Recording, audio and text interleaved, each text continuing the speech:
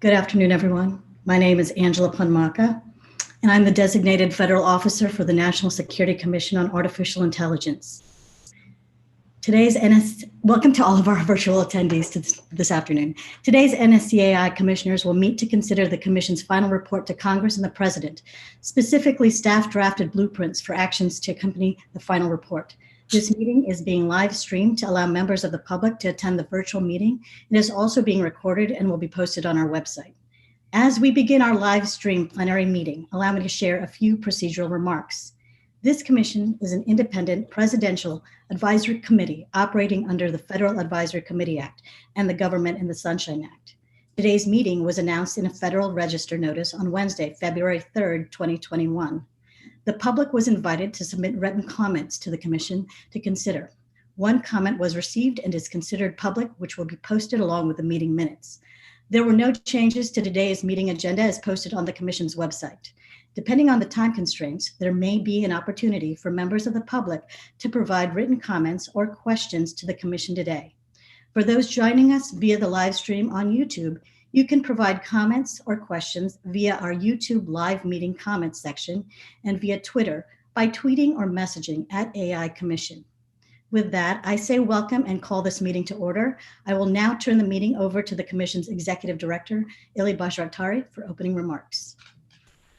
Good afternoon. My name is Ili Bayraktari, and I serve as the Executive Director of the National Security Commission on Artificial Intelligence. It is my pleasure to welcome commissioners as well as members of the public to today's plenary meeting to discuss the draft final report and the staff drafted blueprints for action. To members of the general public and media, on behalf of NSCAI commissioners and the staff, I would like to thank you for your interest in the work of the Commission and for your participation in today's plenary meeting via online. We received more than 120 RSVPs from members of the public, along with 5 members of the press. The Commission remains eager to hear from you as we examine the most significant national security dimensions of AI. As mentioned by the designated federal officer, those tuning in today can provide comments or questions via YouTube or Twitter. To NSCAI commissioners, the purpose of today's virtual public plenary meeting is to review and discuss the Commission's draft final report, blueprints for action, and associated recommendations to Congress and the executive branch. An NSCAI commissioner or staff member will deliver brief introductory remarks on each blueprint for action, followed by commissioner deliberation. The NSCAI professional staff will assist in guiding the discussion as needed. The blueprints provide estimated increases in funding or appropriations as part of the recommendations. All recommendations that include funding figures should be considered estimates for consideration by Congress and/or executive branch. The purpose of this meeting is for commissioners to present and deliberate on the recommendations included in the materials we posted on our website. Similar to our January meeting, we're asking you to read general consensus, but not vote on various blueprints for action, and then staff will work to finalize the report, blueprints for action, and recommendations. The official vote on the final report and its recommendations will occur during our live public meeting on March 1st at noon Eastern Time. I would like now to ask Dr. Eric Schmidt and Mr. Bob Work to deliver a few remarks. Well, I want to thank our audience for joining. As you know, we're very committed to the open process, and we look forward to both your participation and comments as appropriate. I think the finish line is in sight for us. We've been doing this for 2 years, and our 2-year effort is essentially over in trying to understand the impact of AI on America's national security. My own belief is that over this period of time, is that if anything, it's become more intensified, that AI will change all aspects of society. And I'm very worried about what it will mean for the United States' position in this world, economic prosperity and security. The focus today, as Ili mentioned, is blueprints for action. They'll penetrate the broad, they'll essentially show all of these recommendations in a way that people can understand, because the report is quite lengthy. We want you to read it all, of course. We're now interested in action. What recommendations can we make about what actions that the executive branch and Congress should take? Our goal is to look at these blueprints and ask whether they capture the right actions, the right parts of government, and do they cover the panoply of things that the government needs to do? We have a substantive number of recommendations, some small, technical, but all necessary. Some are big, bold, and will take a lot of energy by us and by our partners to achieve. Let's try to focus our energy today on those big actions. I think collectively, we as a commission feel very strongly that the entirety of the report needs to be adopted. You can't just piece part it. You can't say, I like this part, I don't like that part. We spend a lot of time putting it all together. And I also want to make sure that our audience understands that our basic principle that guided us was that this process was people-led and principles-driven. And I hope that you judge us well based on that as our goal. Thank you so much. Bob? Thank you, Eric. Listen, I want to echo Eric's welcome to everyone who is tuned in this afternoon.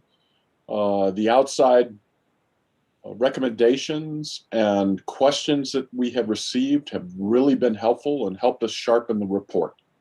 But this afternoon, Eric is exactly right. We want to focus on the blueprints for action. Now, these blueprints roughly track the main structure of our report, which is divided into two parts. The first part really says or answers the question, how do we defend America in the AI era? Or probably more accurately, how the Commission believes we need to defend America in the AI era.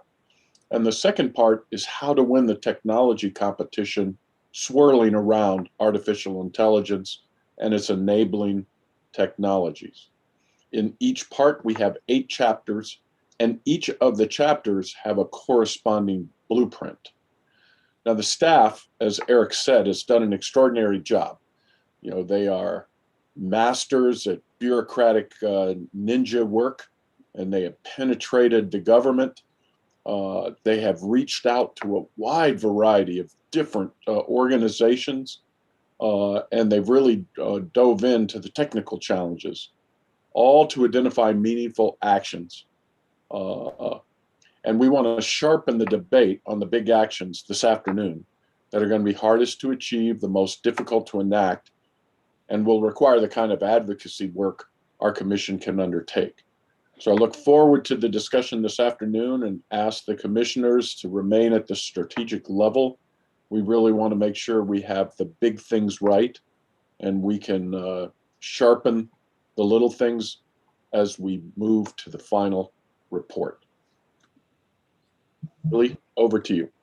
Thank you, sir. Since we have about 16 chapters to go in about 3 hours, I would ask each of the commissioners or the staff representing commissioners to focus their opening remarks about 2 minutes so we can have a conversation, and then we'll move it to reach a consensus. With that, I'll invite Commissioner Chris Darby to present blueprints for action for Chapter 1, Malign Info and Cyber.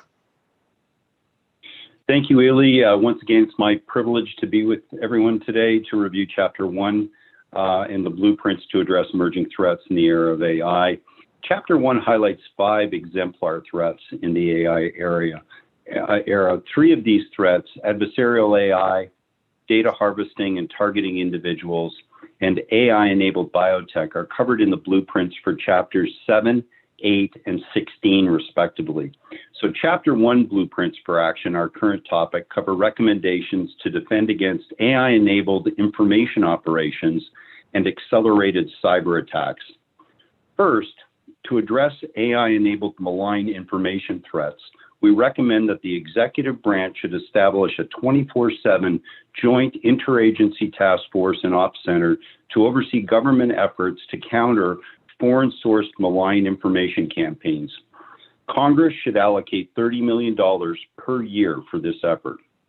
Second, the President should issue a national strategy to prioritize the global information domain as an area of competition that is vital to national security. Third, the President should designate the Undersecretary of Public Diplomacy and Public Affairs at State to lead an international task force to counter disinformation. Fourth, Congress should grant DARPA between $60 and $80 million to sponsor research on tools to detect, attribute, and disrupt AI-enabled malign information campaigns and to authenticate the provenance of digital media. Lastly, the executive branch department should utilize OTAs, creative investing, and SBIR contracts to fund and scale such tools. To counter accelerated cyber attacks, the U.S. must adopt machine speed threat detection and mitigation capabilities to facilitate information sharing and leverage AI-enabled sensors to defend, adapt, and repair government networks. These AI-enabled defenses will require data and training that should be augmented by $20 million in additional DARPA funding for AI versus AI cyber defense research, and by meeting NIST authorized funding increases for AI R&D and AI test beds. For inherently vulnerable infrastructure that is absolutely indefensible by AI, CISA should develop a cash for clunkers subsidy program to incentivize replacement of vulnerable systems. And lastly, the U.S. must implement the AI-relevant recommendations of the Cyber Solarium Commission to improve incentives for cybersecurity, to disrupt adversary cyber attacks, and to improve government coordination to address cyber threats. So this summarizes the Chapter 1 blueprints, and I would open it up to the Commission for discussion. Over. Thank you, Chris. Any comments? I'd just like to throw out that when we put these numbers on the table, we're doing it in the form of estimates. We understand that we're not here for costing, but what we have is a lot of experts, and we believe that this is a fair way of looking at the preliminary putting in money because of what we have for challenges in front of us. You're absolutely true. And we will add that caveat in almost every blueprint that goes online. Any other comments? Hearing none, I met my time constraint. Chris, Dr. Horowitz is muted, so.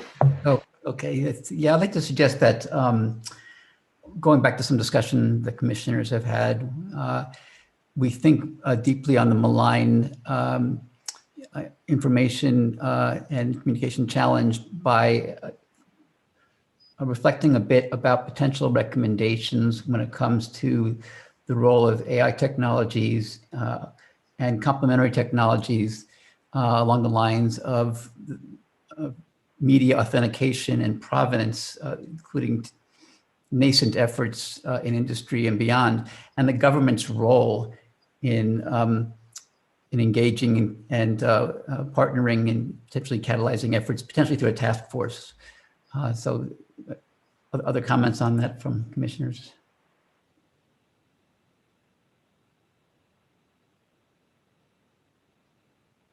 Eric, this is Bob. I just think I think it would be a good ad.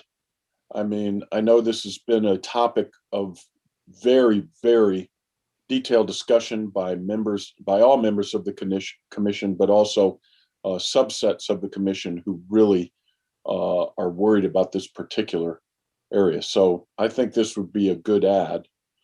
And, I would leave it to Illy to tell us how we would be able to show this recommendation to everyone this afternoon to give them an idea of what we're thinking about pursuing. Thank you, Bob. Thank you, sir. So we'll add it, and at the end of the day today, we will present you with a draft language so you can review it and then decide on the way ahead. And Chris, this is Bob. Just for the people who are listening, what is the sense of the subgroup that really dove into this? How far back on our heels is the United States? Just how, can you give us a sense on whether we're close to being able to address this problem, or is the blueprint the only way that's going to get us out of the problem that we face every day? Yeah, I don't think we're close to being out of the problem yet, Bob. I believe that we are trying to scope the problem to start with and understand really the sources of the threats and the nature of the threats so that we can then categorize them and begin to address them. But I think even that, I would say we're still in very much that scoping phase of this. I think that there's good work going on on the private sector side and the commercial side to try and address some of these issues. Certainly, I think everyone's taking it very, very seriously. But I think this is a battle that will be fought over the next 12 to 24 months, hopefully, and we'll make substantial progress. But I think we're still very early in that process. I think the Commission does recognize that our national security hinges as much on addressing misinformation as on other more traditional concerns that rise in things in areas like defense and intelligence. And there's been maybe I'll say it like this, a weaponization of open social media platforms and the internet when it comes to malevolent and manipulating uses of technology, including AI technologies, which is the focus of this commission on generating synthetic media, for example, but as well as models that are aimed using machine learning to manipulate minds and beliefs. And this is going to be a long-term challenge, and we can basically make recommendations and begin to address it and do our best, especially when it comes to the intentional efforts to manipulate. There's also the organic challenges that come up with, that rise with incentives like click-through and ad optimization that lead to challenges when it comes to virality of information that we need to address as a society. Thank you, Dr. Horvitz. Any other comments? Do we have a general agreement that the blueprint is on the right track and we can move it forward? This is Eric Schmidt. I agree. And I also want to emphasize, I think what Eric Horvitz said is both correct and probably even understating the problem. My own view is that the first national security challenges from AI will be in misinformation because it's already generally available. People know how to do it. Our adversaries will do much more before we figure out a way to stop it. Thank you, Eric. Great comment. It's I almost guess, Illy, as the co-chair, I'll just ask the commissioners now if there are any objections to the blueprint as it exists, knowing that we are probably going to have one more recommendation to consider. But if any of the commissioners have any objections or reservations, this would be the time to highlight them. None here. Okay, hearing none, Illy, I think we can move to chapter 2. Thank you, sir. Just for those of you watching us online, my understanding, and I was noted that the comment sections on YouTube is not working. We accept any emails from you. If you want to send comments or questions or anything, inquiry@nscai.gov. I apologize. I was just notified that the comment section doesn't work, but we will read emails as well. So inquiry@nscai.gov. With that, I'll turn over to Chapter 2, Foundations of Defense, and I'll turn over to Ms. Safra Katz. Good afternoon, everyone. It's my privilege to present a brief overview of the Blueprint for Action for Chapter 2. It's the result of the work of the line of effort I've served on alongside Bob Work, Katharina McFarland, Andy Jassy, Steve Chen, and Ken Ford. This blueprint is necessarily dense. It outlines the specific actions the DoD must take in close concert with the intelligence community and with support from Congress to put in place the foundations for a Defense Department that can leverage AI for competitive advantage. This includes organizational and structural changes required to reorient the department for an AI-enabled future. It sets a timeline for action that we feel has to be aggressive, given the urgency of the threat, but also calibrated to the significance of this undertaking. We are recommending that by 2025, the DoD must have the foundations for the integration of AI in place by first establishing a common digital ecosystem that provides widespread access and sharing of AI software, trained models, data, and compute as well as development environments. 2, training and education for warfighters to equip service members with core competency to effectively employ AI, make data-driven decisions, engage in regular experimentation, and interact with autonomous systems. 3, accelerating adoption of existing digital technologies through prioritized integration of commercial AI solutions, networked innovation activities, and more agile acquisition, budget, and organizational structures. Democratizing the development of AI across the organization by leveraging the JAIC as the department's AI accelerator and standing up AI delivery teams at each combatant command. The delivery teams should have a forward deployable component to support operational units in the field, and then continually investing in next generation capabilities through amplified AI R&D spending and a process to divest from outdated systems and technology. Both efforts should be driven by a new technology annex to the National Defense Strategy, informed by enhanced AI-enabled scouting. Within these foundational elements, we believe there are 2 that, if not accomplished, will most significantly limit the ability of the DoD to make this pivot. First, talent. And secondly, a digital ecosystem. My colleagues will cover talent in the discussions of chapters 6 and 10. So today, I'd like to spend my remaining time discussing our vision for a common digital ecosystem.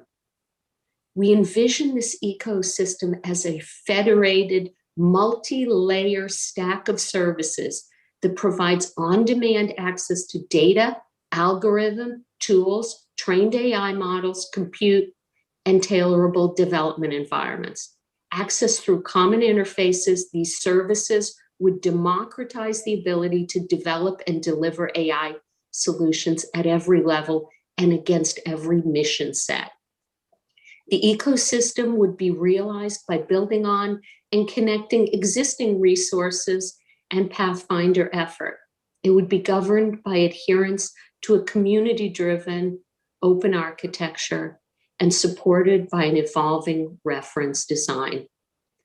Without this technical foundation, the adoption of industry standard protocols in establishing its components, the department will be unable to scale the adoption of AI. And with that, let me open the floor for discussion from the rest of my commissioners. Thank you, Ms. Katz. Any comments?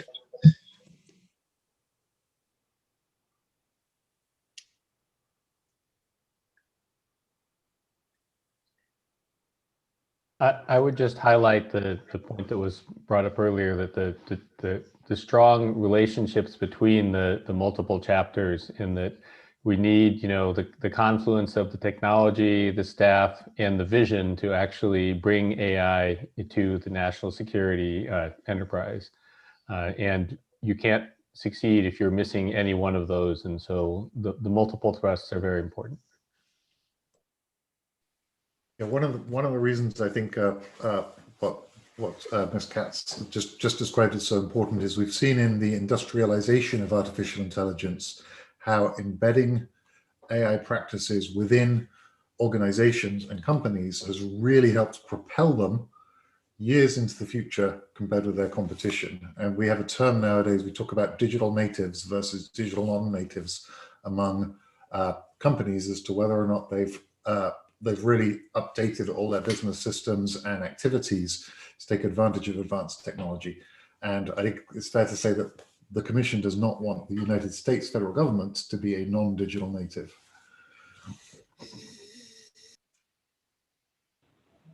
Thank you, Andrew. Well, I would actually even drive down one level of detail more than what Andrew said there, which is within specific entities within the government and within the national security community, we need this constant rotation and constant cross-fertilization between the people who are on the front line doing operations, whether that's logistics or whether that's combat or whether that's, information assurance. And those people rotating with the technologists and also with the people who are building the next set of tools that the people at the front line would be using. And so we need this ecosystem of not just digital infrastructure, but also the ecosystem of talent with the rotations and all the cross expertise that's needed to, successfully bring this technology to bear.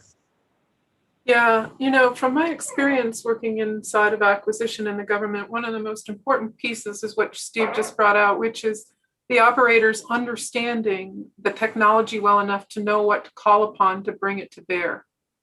And having that education piece, I know that'll be discussed later, and having the ability of the community of practice to have the knowledge necessary to be good and informed customers and be able to solicit the needs that need to be in place to meet our adversaries is so critical. Yeah, I'd like to just make one last point, which is that this whole issue with the way we're organized as compared to the way some of our adversaries are organized, that we have to, because we are more dispersed and our commercial enterprises are individual and everything is more dispersed, we have to go out of our way within our organizations to really organize as much as possible in a coordinated way to try to complement capabilities, both commercial capabilities, government capabilities, educational capabilities, which we have to bring together at the levels that we can, taking into account the way our society, a free society, operates. And that means that we have to basically try harder to collaborate, and we have to organize in some sort of structure to really share and learn from each other. Okay, Mr. Ward, we're getting close to 10 minutes here. So are there any objections to the blueprint for Chapter 2? Hearing none, I recommend we move on. I was informed that if you refresh your YouTube site, you will be able to provide comments. So please, if you can do that, you'll be able to provide comments. Otherwise, we still accept inquiry@nscai.gov, any comments or feedback you might have. I'm going to move on to Chapter 3, and I'll ask Mr. Ward to present on the blueprint for Chapter 3. Thanks, Ilya, and thanks, Safra. I want to also echo Safra's thanks to our fellow commissioners as well as the NSCAI staff for the tremendous support we've had on this subject. Chapter 3 blueprint outlines specific actions to support our recommendations to achieve what we call a state of military AI readiness by 2025. As Safra touched on during the preceding discussion, we believe this timeline is necessarily aggressive, but it's being calibrated by the breadth of this undertaking in the department. We highlight up front in this blueprint that future battle space advantage is going to belong to the side that better integrates artificial intelligence into their force development and training, and then develops new AI-enabled operational concepts and organizational constructs for combat advantage. DoD is unquestionably in a race to identify, develop, and integrate leading-edge technologies before its competitors do. Now, achieve this state of AI military readiness by 2025, the Commission recommends the following actions.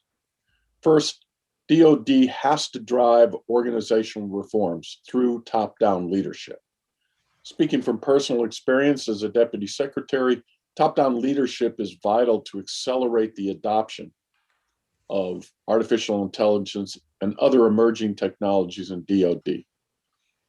Second, DoD must develop more innovative operational concepts that integrate these new capabilities with emerging technologies.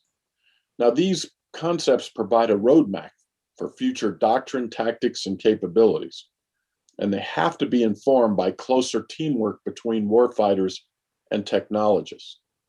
They must also be tied to deliberate AI-enabled objectives in our exercises, our war games, and experimentation efforts. Lastly, DoD must drive a cultural shift to better integrate adversary thinking into our concept development process.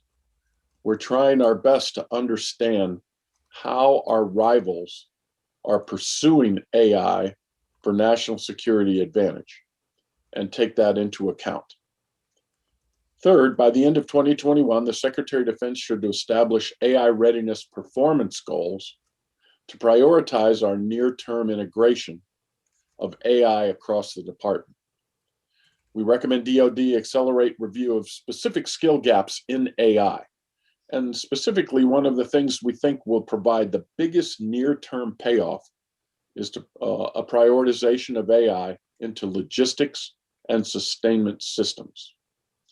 Fourth, we think DoD must continue to invest in priority AI research and development areas that support future military capabilities, and to support the deployment and scaling of AI applications at the operational level and across all domains: space, air, sea, land, cyberspace, etc. We have to aggressively define a joint warfighting network architecture by the end of 2021. This architecture will tell us the basic shape of how we'll put the force together and exploit human-machine collaboration and human-machine combat teaming. Fifth, the Departments of State and Defense must promote AI interoperability and adoption of critical emerging technologies among our key allies and partners. Allies and AI are a potent competitive advantage if we pursue it. The blueprint builds on prior reports of the Commission and adds discrete recommendations based on Five Eyes, NATO, and through the JAKE AI Partnership for Defense.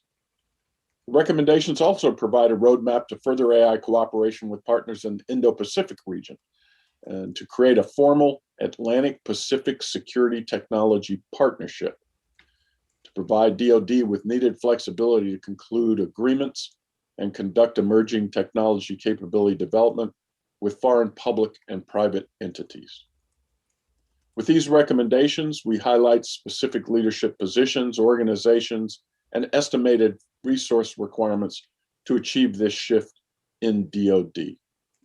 As several of the commissioners have already said, we know that DoD is going to be under extraordinary budget pressure along with all of the other cabinet departments in the government. So our resourcing requirements are estimated and we think are in the general range of what we will need. Let me pause here for any comments or concerns from my fellow commissioners.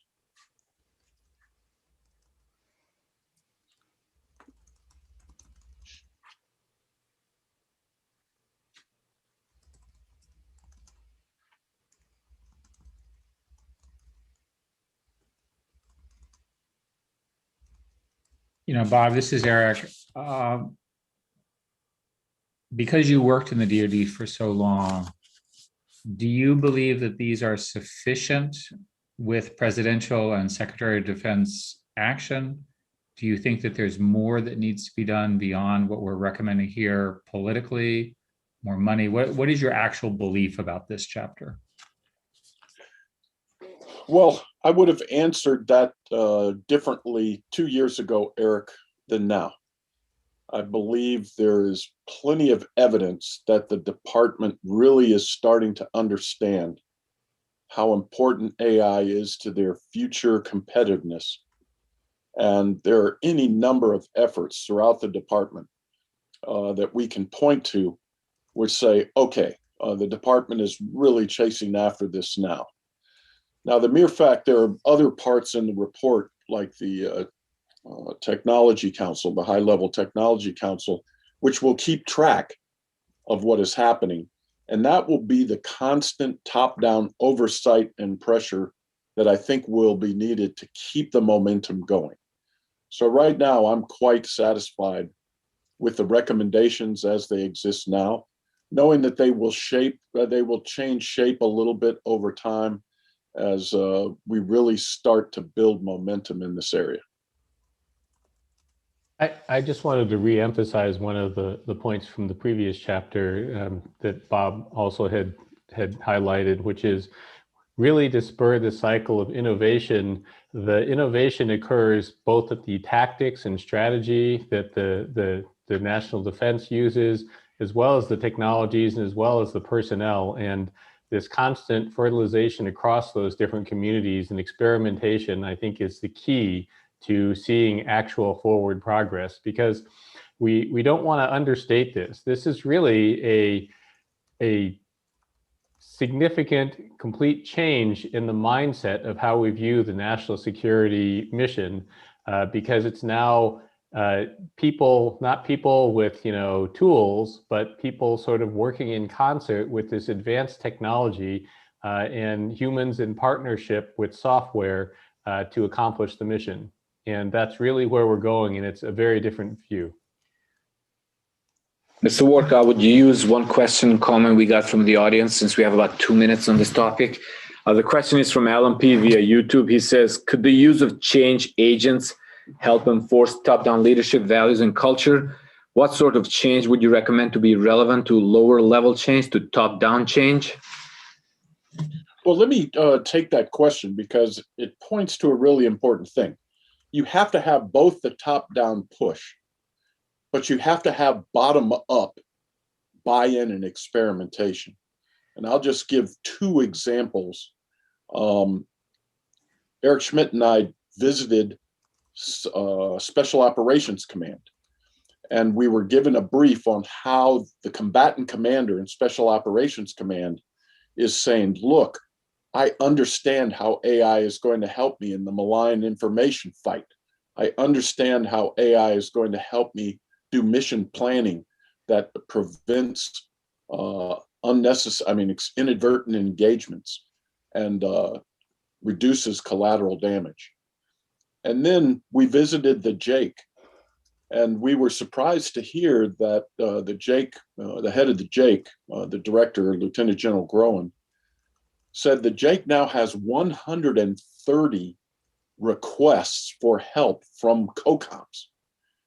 And to me, that is the most exciting part, that you're not only now do you have top-down push, but you have bottom-up demand. And that will get to the more general transformation that Steve talked about. So that's the way I would like to answer the question. I think the change agents are here now, and it comes in the buy-in from the combatant commanders and also the service chiefs, who are actively pursuing autonomous systems in all sorts of different ways, shapes, and forms, and are looking for decision-making tools, analytical tools, readiness tools. So the demand, I think, is the change agent that we've been looking for. And just to add to that, one of the things you have to understand about putting in artificial intelligence systems is that more than 50% of the work is changing the organization. And this is, I think, why Mr. Work and all of us have been really advocating this need for this top-down support as part of this, that putting AI into an organization is not primarily a technological problem these days. You are having to reorganize how an organization works, because major parts of it are going to be automated or given access to new kinds of information or operate at a very different speed.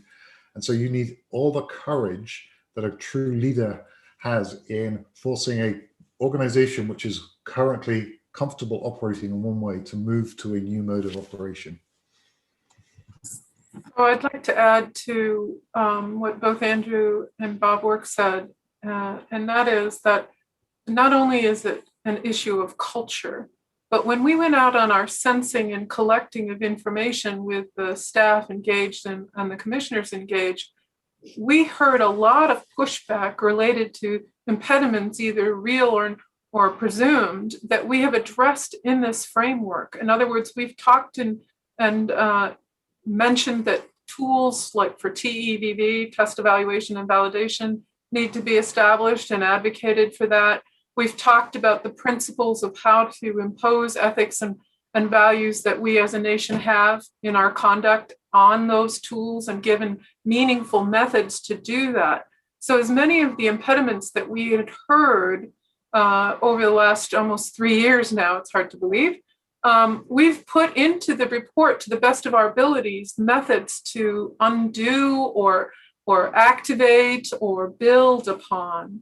So I would say that, as another one of those poor souls that wandered in the halls of the Pentagon for many of her years of life, this report is directly attacking or ameliorating or emphasizing opportunity space, challenges to be undone, et cetera. So I have a higher degree of confidence because I could, if I was one of those people wandering around now, could find something that I could latch onto to improve my ability to utilize AI or implement AI.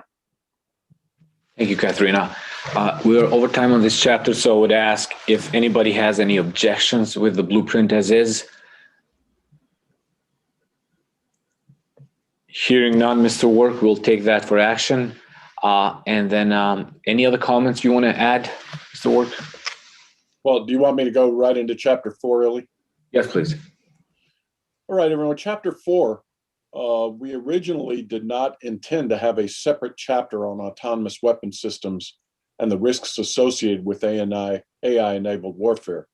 We had originally thought that it would be part and parcel of chapter 3.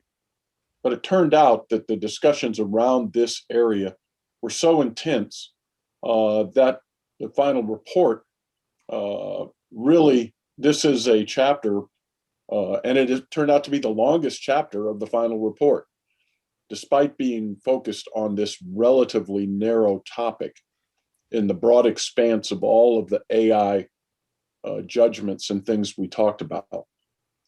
Now, this chapter doesn't have an associated blueprint for action, and that's because given the importance of this topic as we started to discuss it, and we received a lot of outside input and questions, we wanted to ensure the Commission's arguments and recommendations were fully explained in the main body of the chapter itself.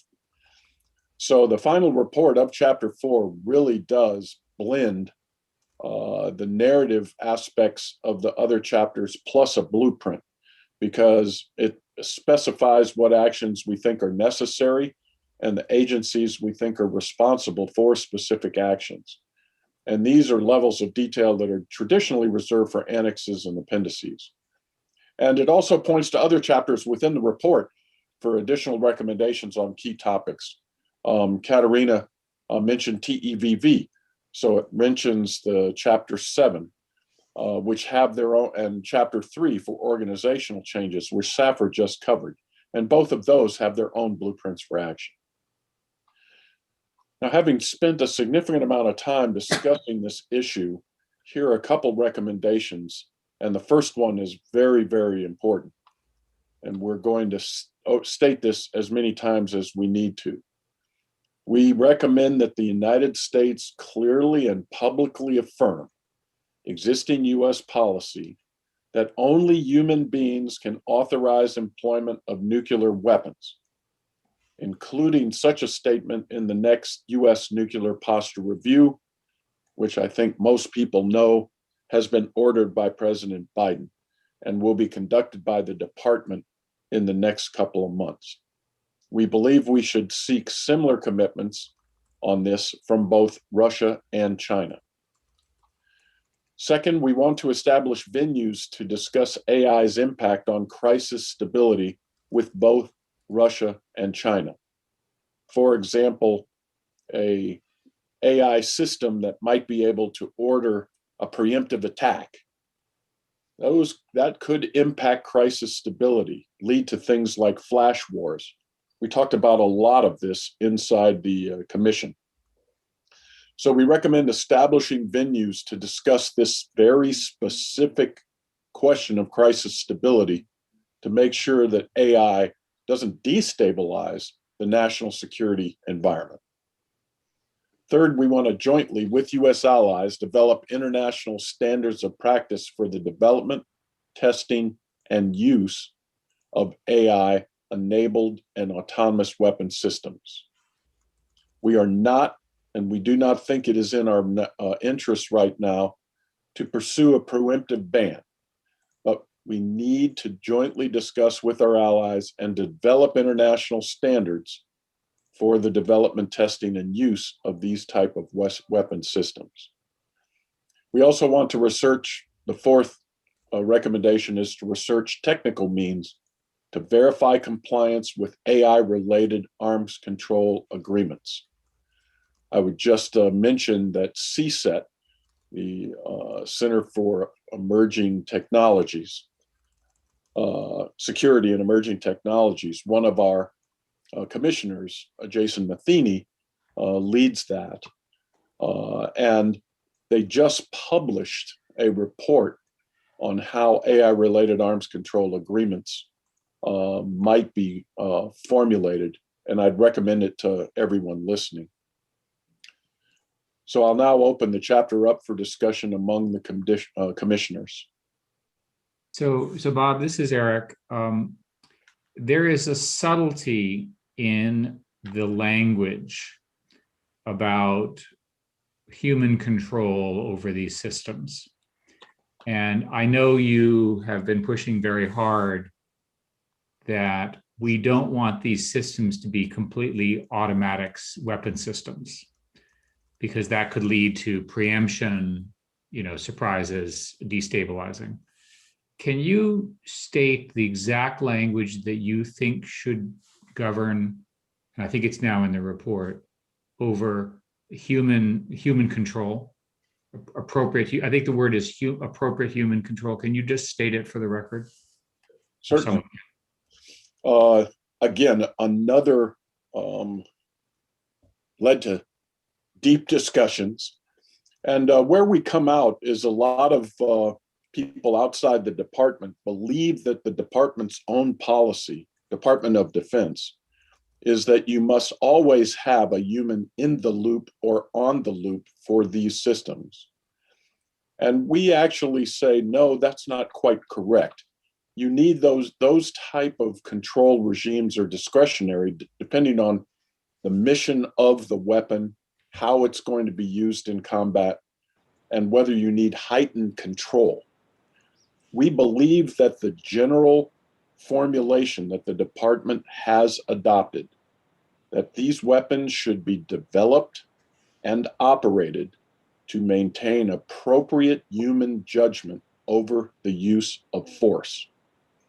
That's the wording that we have adopted as a commission, because we feel that that is the most accurate way to explain how we make sure that these weapons are used in a responsible, ethical, legal, and moral manner. Does that answer your question, Eric? Yes. So I just want to get the soundbite right. So it's really appropriate control. Appropriate human judgment. Over appropriate human judgment. I want everyone to sort of hear the words, especially in the public, because that's a key part of our recommendation.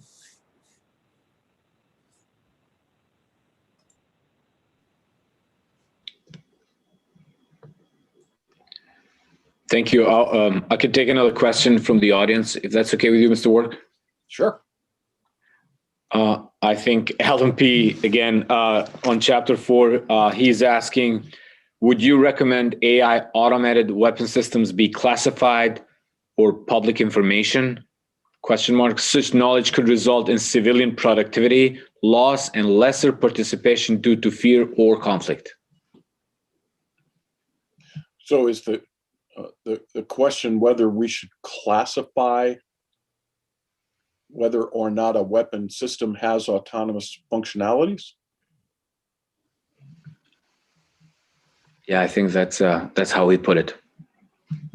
No, I mean, the United States military has used weapons with autonomous functionality since 1943.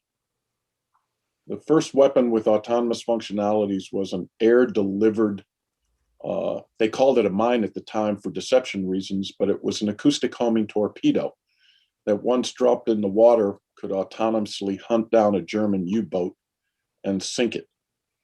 So the department has been using autonomous weapon systems for quite some time. Now, when you add AI to the systems, I think what the department has told the commission is the things that they're going to pursue are weapons that can collaborate with each other, that can talk to each other. And so you send in a swarm of 5 weapons and they start to say, okay, weapon A, you come in from the east, weapon B, you come in from the west, some things like that. So artificial intelligence will allow that type of collaborative attack. But most importantly, what the department really hopes is that AI will solve the problem of help solve. No, it will never solve it, but will help ameliorate the problem of target misidentification, which leads to up to 50% of all inadvertent engagements. So none of that is going to be classified. What will be classified, I think, are the algorithms themselves. I think the department will be very careful in making sure that algorithms like this will be protected. And how we deal with our allies is part of the thing, one of the reasons why we think we have to develop international standards for practice, and we have to work with our allies to do it.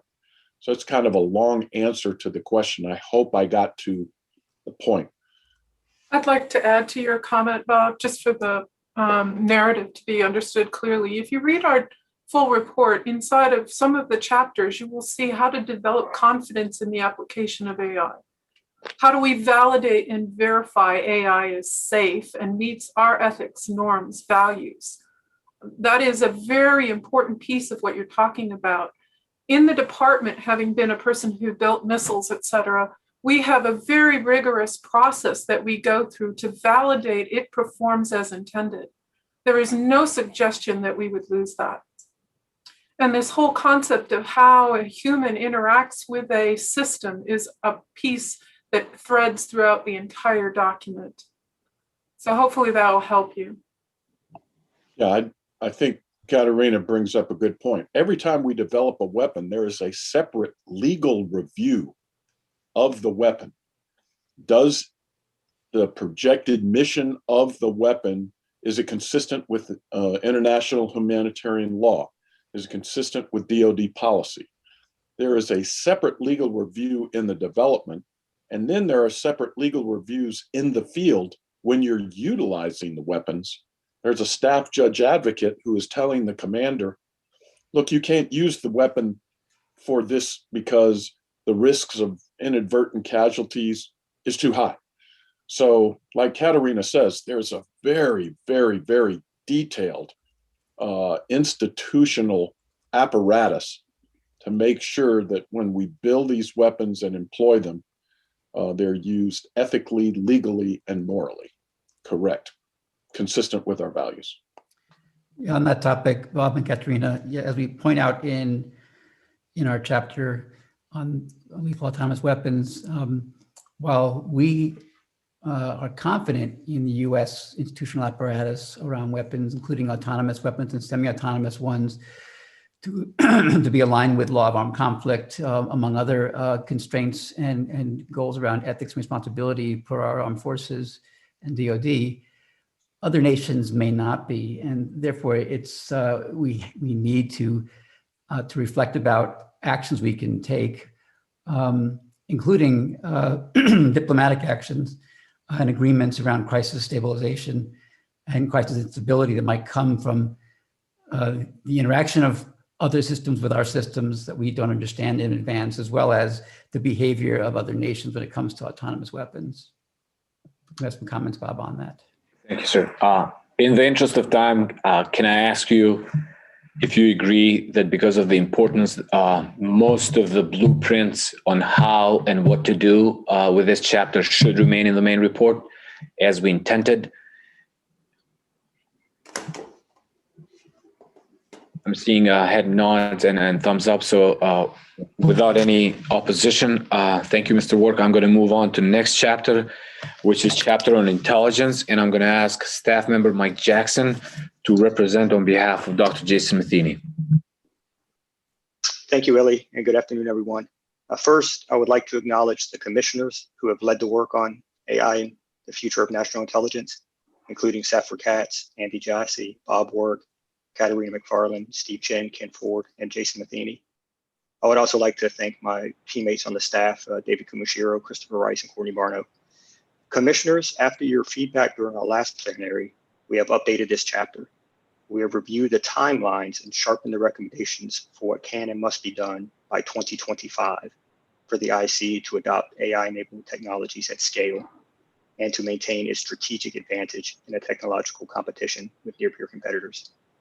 I'll now briefly introduce the new recommendations in the Blueprint for Action that expand upon 3 of the recommendations previously discussed in Chapter 5. Under the recommendation to empower the IC's science and technology leadership, the Blueprint recommends 2 additional responsibilities for the proposed IC Chief Technology Officer: to develop and monitor IC-wide metrics for AI investments, AI implementation, AI outcomes, and AI readiness, and to ensure maximum sharing and reuse of AI models, code, and tools across the IC to prevent unnecessary duplication where possible. In addition, the Blueprint recommends that Congress should establish an estimated 10-year, $1 billion program of record to provide long-term predictable funding for technologies identified in the technology annex to the National Intelligence Strategy. Under the recommendation to change risk management practices to accelerate new technologies adoptions, we've added the recommendation to address shortcomings in the current implementation of the National Institute of Standards and Technology Federal Information Security Modernization Act Risk Management Framework. Finally, under the recommendation to improve coordination between the IC and DoD, we have included the recommendation that OD&I should work with DoD to establish an AI integration team focused on maximizing knowledge, data, and model sharing across and between the IC and DoD. With that, I would like to open the floor for commissioners to discuss Chapter 5, Blueprint for Action. Thank you.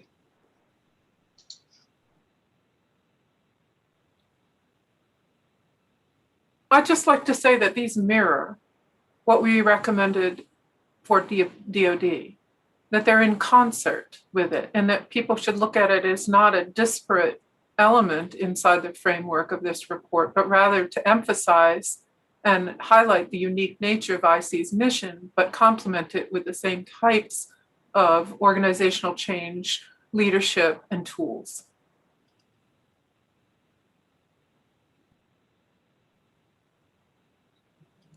Thank you, Katharina. Any other comments, feedback, changes to the existing blueprints?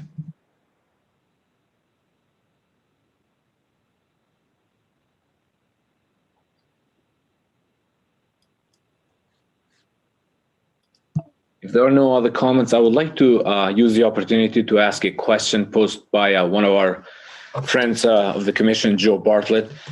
He asked a question earlier in Chapter 1, so I would like to maybe utilize the time now and ask his question. He says, if we're going to use AI to combat misinformation and do it effectively, how do we ensure trust in the actual AI system or algorithm to objectively determine what is information?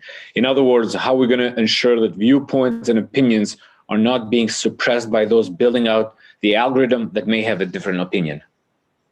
Anybody wants to take this question? Dr. Horvitz? Illy, I would suggest we have an entire chapter that really talks about this and hold it to later on. And Eric, I think, will be speaking then, right? Well, I think to answer the question, I think addressing misinformation is a challenging area for sure. For the question, it's absolutely critical that these methods that we develop for identifying and flagging misinformation, they shouldn't filter or flag content in a way that would interfere with the flow of free speech. And so vigilance will be needed on this. The good news is that promising methods do not interfere with free speech. They don't rely on putting a point of view into the filters. And just to give a quick, a couple of methods, they include leveraging AI to detect what I would call telltale signs of deep fakes. They also developing technologies and pipelines that can identify manipulation and faked information by verifying and certifying the source of information, done with watermarking and certificates. Another method is to employ approaches that identify coordinated efforts by adversaries within and across platforms. There's been interesting and promising work on all three of those fronts, but I think, as the Commission would agree, more work and execution will be needed on these methods. So Eric, this is Eric. I completely agree with what you said. Speaking in my sort of personal capacity as a computer scientist, it seems to me that if we had a simple way of knowing when a digital thing showed up and who authored it in a way that was reliable, a lot of the problems that we see today of misstatement, modification, and so forth and so on would change. And if you had a simple policy of just literally knowing where it came from and being accurate about that, that would take care of a vast majority of cases without any filtering at all. In other words, you'd still be free to publish whatever you wanted, but we would know when it was published and who altered it and who manipulated it and those sorts, if that occurred. Exactly, and I'm very excited about these technologies and pipelines being proposed now for what's referred to as media authenticity or authentication and provenance. Where did it come from?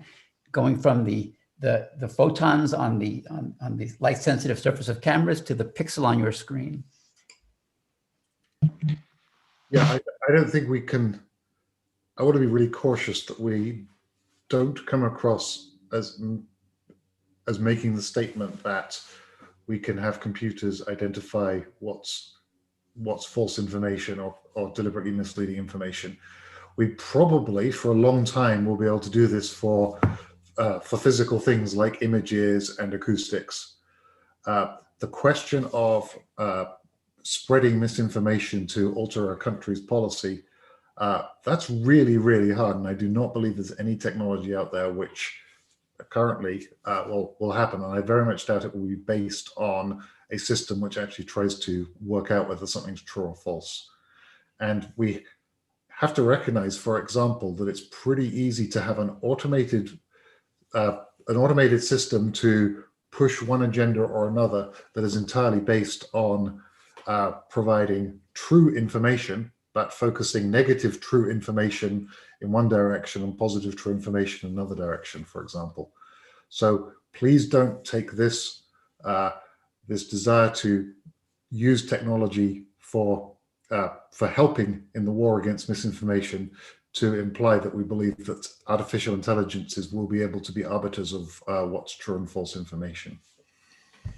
Thank you, Andrew. And I want to apologize to Steve. Steve, I'm sorry. I'm trying to pull in some questions and comments from the audience given our time limit today. So sometimes it will be on the topic, sometimes it will be about previous chapters, but I'll try to, and I apologize to the audience. I'll do as best as I can given the time ahead of us. But I want to make one clarifying comment. Absolutely. So I think the two Erics were talking about provenance, which is a subpart of the problem of misinformation, right? So obviously provenance is very valuable in the discussion of information or misinformation. And Andrew was talking about more of validity of facts, which is kind of a much more challenging question. And I also want to emphasize that we're talking about information to humans.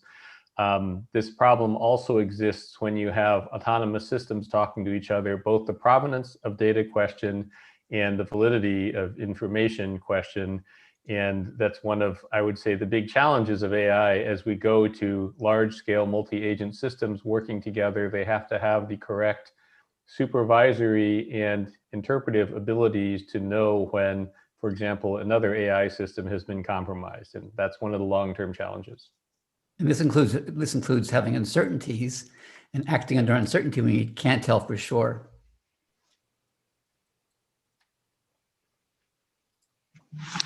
Thank you. Just to bring us back to Chapter 5 on intelligence that Mike Jackson represented.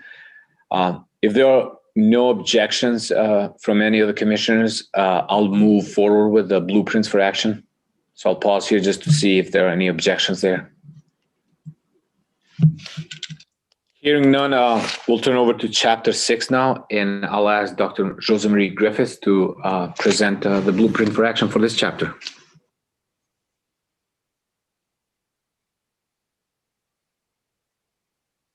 Had to be one of us that did it, right? Good afternoon to my fellow commissioners and to those watching online. I should briefly acknowledge the fellow commissioners are working on the technical talent. They are Mignon Clyburn, Bill Mark, and Bob Walk.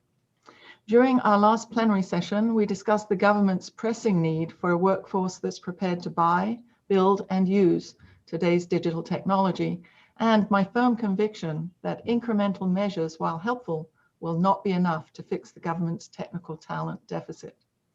The Chapter 6 Blueprint for Action, like the main body, is structured around the argument that to expand and improve its AI workforce, the government must fix the way it organizes, recruits, builds, and employs its digital talent. The majority of the recommendations in Chapter 6 are reformatted versions of the recommendations the Commission approved in the quarterly memos. We added one recommendation in the organize section for cabinet-level departments and some agencies to establish digital core that recruit, train, educate, and manage their digital workforce. I'd like to note that this changed slightly from the main body, which originally recommended all agencies establish digital core. We believe the new version, which focuses on cabinet-level departments and select agencies, will be more feasible and will enable digital core to reach a larger and more effective scale. The second new recommendation falls under the employ section and is for the government to provide its technologists world-class tools, data sets, and infrastructure. This section has benefited immensely from your feedback during the review process.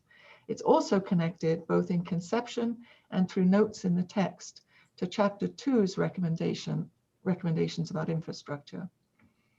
The last recommendation I'll address before we shift to dialogue is the United States Digital Service Academy. Our proposal is for an independent agency and degree-granting university whose graduates would serve 5-year commitments across the federal government as government civilians.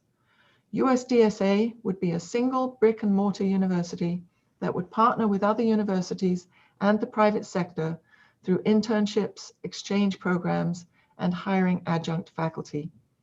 An interagency working group would meet annually to discuss the division of USDSA's graduates into agencies and career fields within agencies.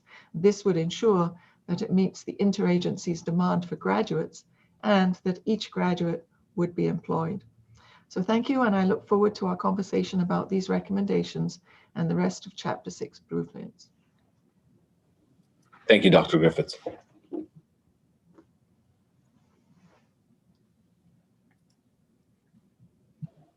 Any comments, feedback on blueprint for Chapter 6?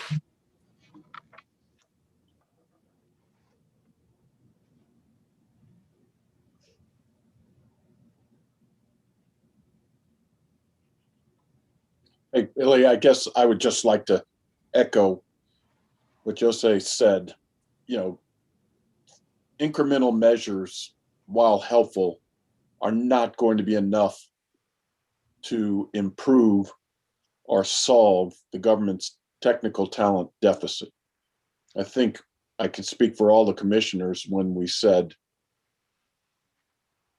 talent is the key. To win the competition, you've got to win the talent competition. And so, this would be one of the things where Eric said at top of the hour or top of the show that, you can't pick and choose things. If you really want to try to solve the technical talent deficit, we strongly believe that you need to address each of the recommendations because they build upon each other and reinforce each other. Over. Thank you. I mean, all the blueprints in this recommendation should not come to surprise for anyone. We have debated these for the last 12 months. We have had public plenaries in the previous quarter. So, Dr. Griffiths, if you don't object, I'll ask for any objections on this blueprint to move them forward.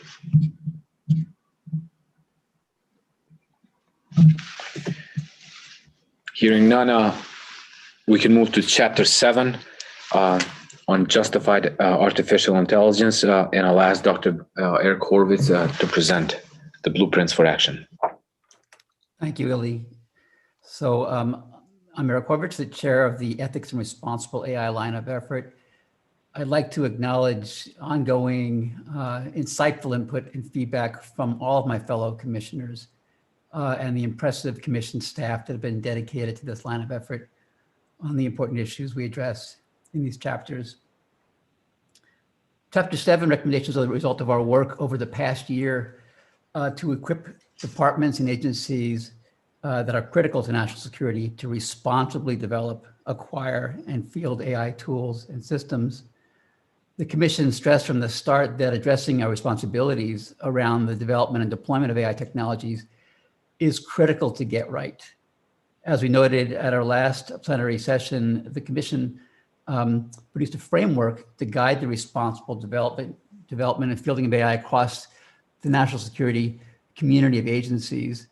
And it contains what we refer to as key considerations for policymakers and technical practitioners, covering the breadth of the AI development lifecycle and practices, and talks about how we should integrate and update these practices as technology advances, as it will. In our final report, we highlighted a set of priority actions following from the key considerations framework that all departments and agencies critical to national security, this includes the DoD, intelligence community, Department of Homeland Security, FBI, DOE, Department of State, and HHS, need to take now. We recommend as well investments in resources the government should make available to further practices around responsible AI across the agencies. So we break the recommendations up today into the areas of leadership, robust and reliable AI, human AI interaction and teaming, testing, evaluation, verification, and validation, TEVV, as it's often referred to, and accountability and governance. On leadership, we recommend that full-time responsible AI leads be funded, and these leads should be part of the senior leadership at the DoD and in each branch of the armed services, as well as the intelligence community in each component agency, and the FBI, DHS, DOE, state, and HHS. To succeed, the responsible AI leads need to have authority and resources, including funding for at least 2 full-time staff.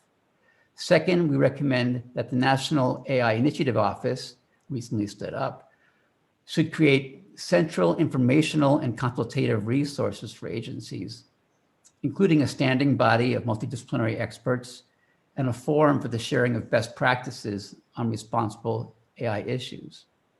In the area of robust and reliable AI, we recommend that DoD and the Office of the Director of National Intelligence, ODNI, create dedicated red teams for adversarial testing of AI systems, and that all departments and agencies develop approaches around the robustness of AI systems that address how key systems could be attacked and how they should be defended, and we have to upgrade development, procurement, and acquisition strategies along the lines of the key considerations around robustness. For human AI interaction and teaming, we recommend that agencies clarify policies and technologies on human roles and functions, develop designs that optimize human-machine interaction, and provide, importantly, ongoing and organization-wide training for the use of AI systems. For testing, evaluation, verification, and validation, we recommend that DoD tailor and develop TEVB policies and capabilities as AI-enabled systems grow in number, in their scope of operation, and complexity in the department. We also recommend that the National Institutes of Standards and Technology NIST provides and regularly refreshes a set of standards, performance metrics, and tools that can be used to qualify confidence in AI models, data, and training environments, as well as predicted outcomes. Finally, in this area, we recommend that national security departments and agencies adopt baseline practices from the key considerations to ensure the optimal performance of AI systems. Finally, in the area of accountability and governance, we recommend that agencies adapt and extend existing policies to ensure accountability is established and documented across the AI lifecycle for systems and their components. We need to establish clear requirements about information that should be captured about the development process itself, about system performance, and observed behaviors in operation. And we need to institute oversight and enforcement practices. And we recommend increased R&D to advance AI security and robustness, human AI teaming, and our understanding on actually how to conduct effective TEVV. All these are reflected in chapters 3 and 11. With that, I'll turn things over to our moderator and open the floor for discussion. Thank you, Dr. Horowitz. Any comments, questions, concerns?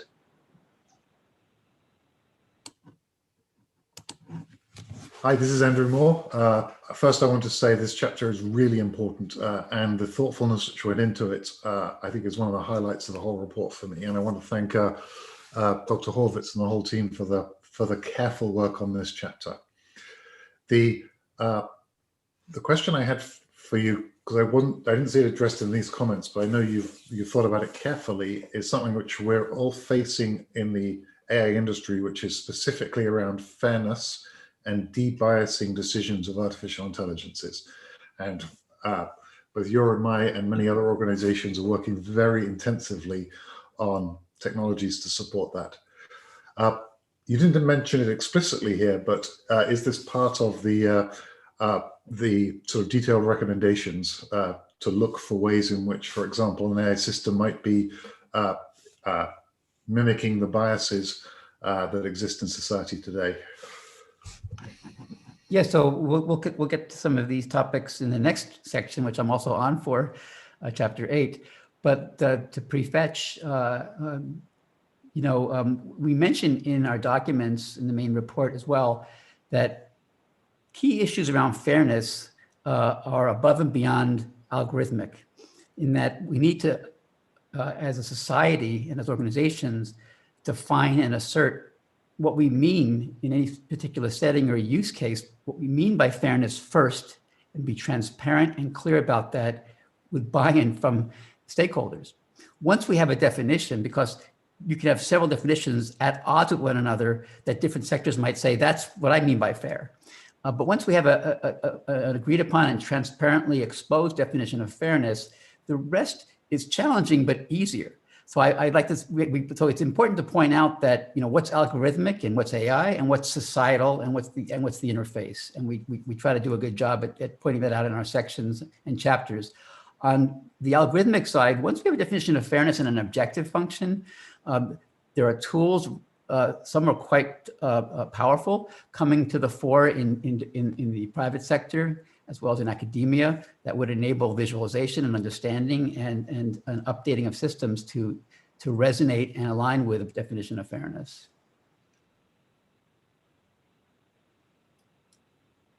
And Andrew, that doesn't mean that we, I don't want to minimize what you pointed out as maybe your high order bit.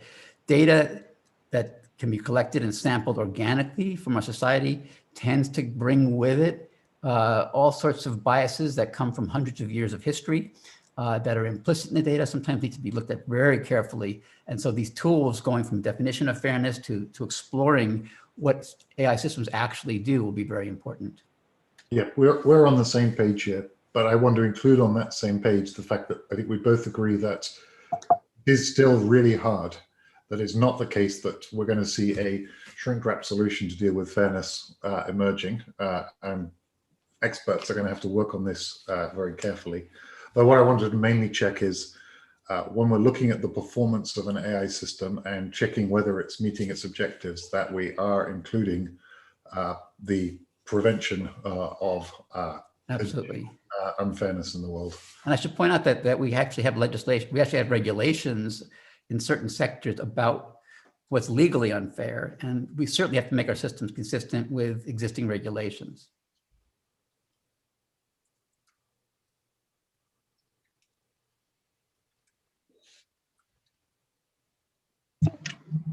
If there are no other questions, I would like to ask Dr. Griffiths a questions we received online for her chapter on talent. The question is, trying to read the question. The government would need to pay these talented folks better than some entry-level salary like GS10, which would be their inclination. I know, Dr. Griffiths, you debated a lot inside your group about the level of payment and incentive. So if you want to answer the question we received online, that would be good. Okay, thank you very much, Louis. Yeah, it's a good question. I think it would be fair to say that we had identified a tendency within the hiring practices of the federal government that there's tendency to status quo kinds of procedures. But we also at the time, and it's in one of our earlier reports, I just can't remember which one, we identified a number of alternative hiring authorities which would allow both a speedier process to hiring, as well as exceptions to sort of the more traditional salary level. And so we encouraged, as I recall, that the HR professionals be educated about these additional authorities, and that the HR professionals within government work more closely with the subject matter experts who have a better handle and understanding on, if you like, on the value of the talent that they need. So both of those together would begin to address the question that you had. I'm sorry, I can't today just put my finger on which part of which report we discussed it, but it's definitely in there. Thank you, Dr. Griffiths. Back to Dr. Horowitz's presentation on Chapter 7. Are there any objections, comments, concerns regarding the blueprint that Dr. Horowitz presented? Hearing none, I would thank Dr. Horowitz, but invite him back again to present on Chapter 8, Upholding Democratic Values Blueprint for Action. So Dr. Horowitz, over to you again. Thanks, Illy. And again, thanks to the Line of Effort 6 for all the assistance, help, and all the commissioners that have weighed in on these important issues. As mentioned at our last plenary, U.S. intelligence agencies, Homeland Security, and law enforcement agencies must be able to develop and use AI technologies for national security purposes, but to do so, the government must ensure that their use is effective, legitimate, and lawful. We all know that public trust will hinge on justified assurance of compliance with privacy, civil liberties, and civil rights. To this end, we have several recommendations. We're recommending an increase in public transparency about the use of AI technologies through improved reporting. And within this area, we recommend that for AI systems that involve US persons to require AI risk assessment reports and AI impact statements to assess the privacy, civil liberties, and civil rights implications for each new qualifying AI system or significant system refresh. We also recommend that DHS and FBI should augment current practices, which include creating a system of record notice and doing privacy impact statements to give a holistic picture of AI systems in a timely and, in fact, a pre-fielding manner. We're asking for more transparency about the AI systems that are employed and improvements of the website navigability in which this information is displayed to the public. Right now, things tend to be buried even in the current versions of these reports. We're also recommending that AI systems should be developed and tested with regards to the critical, and I say critically important, goals of privacy preservation and fairness, going back to our previous discussion. In this realm, we recommend that the president should require the intelligence community, DHS, and FBI to implement steps to mitigate privacy, civil liberties, and civil rights risks associated with AI systems, and to document for the trade-offs accepted risks, and to do and conduct pre-deployment review of AI technologies that will impact privacy, civil liberties, and civil rights. We also recommend that Congress fund NIST, again, the National Institute of Standards and Technologies, to sponsor third-party testing centers for AI systems that could impact US persons and require the Department of Justice and PCLOB, stands for the Privacy and Civil Liberties Oversight Board, stood up after 9/11, to develop binding guidance for their use. We're also recommending a strengthening of the ability of those aggrieved by AI systems and processes to seek redress and have due process. On redress, we recommend that the FBI and DHS review policies and practices to ensure that parties aggrieved by government action involving AI systems or outputs can seek redress, and that they know how to do so, and that privacy and civil liberties officers throughout government should ensure that policies and procedures continuously evolve with technical updates, with technology's march, to allow for the redress of privacy and civil liberties complaints. We recommend that the Attorney General issue guidance to safeguard due process rights when AI use may lead to a deprivation of life or liberty, and that this should include obligations for timely disclosure of AI use to a criminal defendant, including the role that AI technologies played leading to an arrest, a charge, or a prosecution. Finally, we recommend that oversight and governance mechanisms need to be strengthened to address current and evolving concerns. And these recommendations include asking the President or Congress to establish a task force to assess privacy and civil liberties implications of AI and emerging technologies, make near-term legislative and policy recommendations for AI development and use, and propose institutional changes to ensure sustained assessment and recurring guidance in this realm. Congress should strengthen the Privacy and Civil Liberties Oversight Board's ability to provide meaningful oversight and advice on AI use for national security. Congress should also require that DHS offices of privacy and civil rights and civil liberties play an integral role in approval processes for procurement and use of AI-enabled systems, including the data associated with those applications.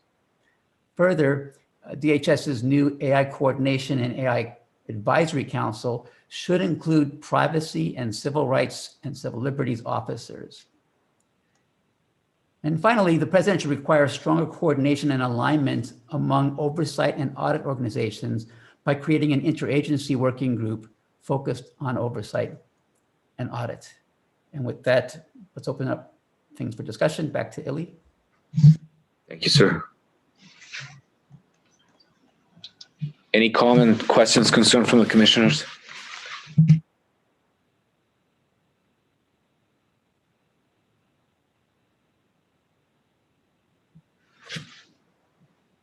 I guess my question to Eric is, I'm a little confused on some of the details of the recommendations here, which I'll review.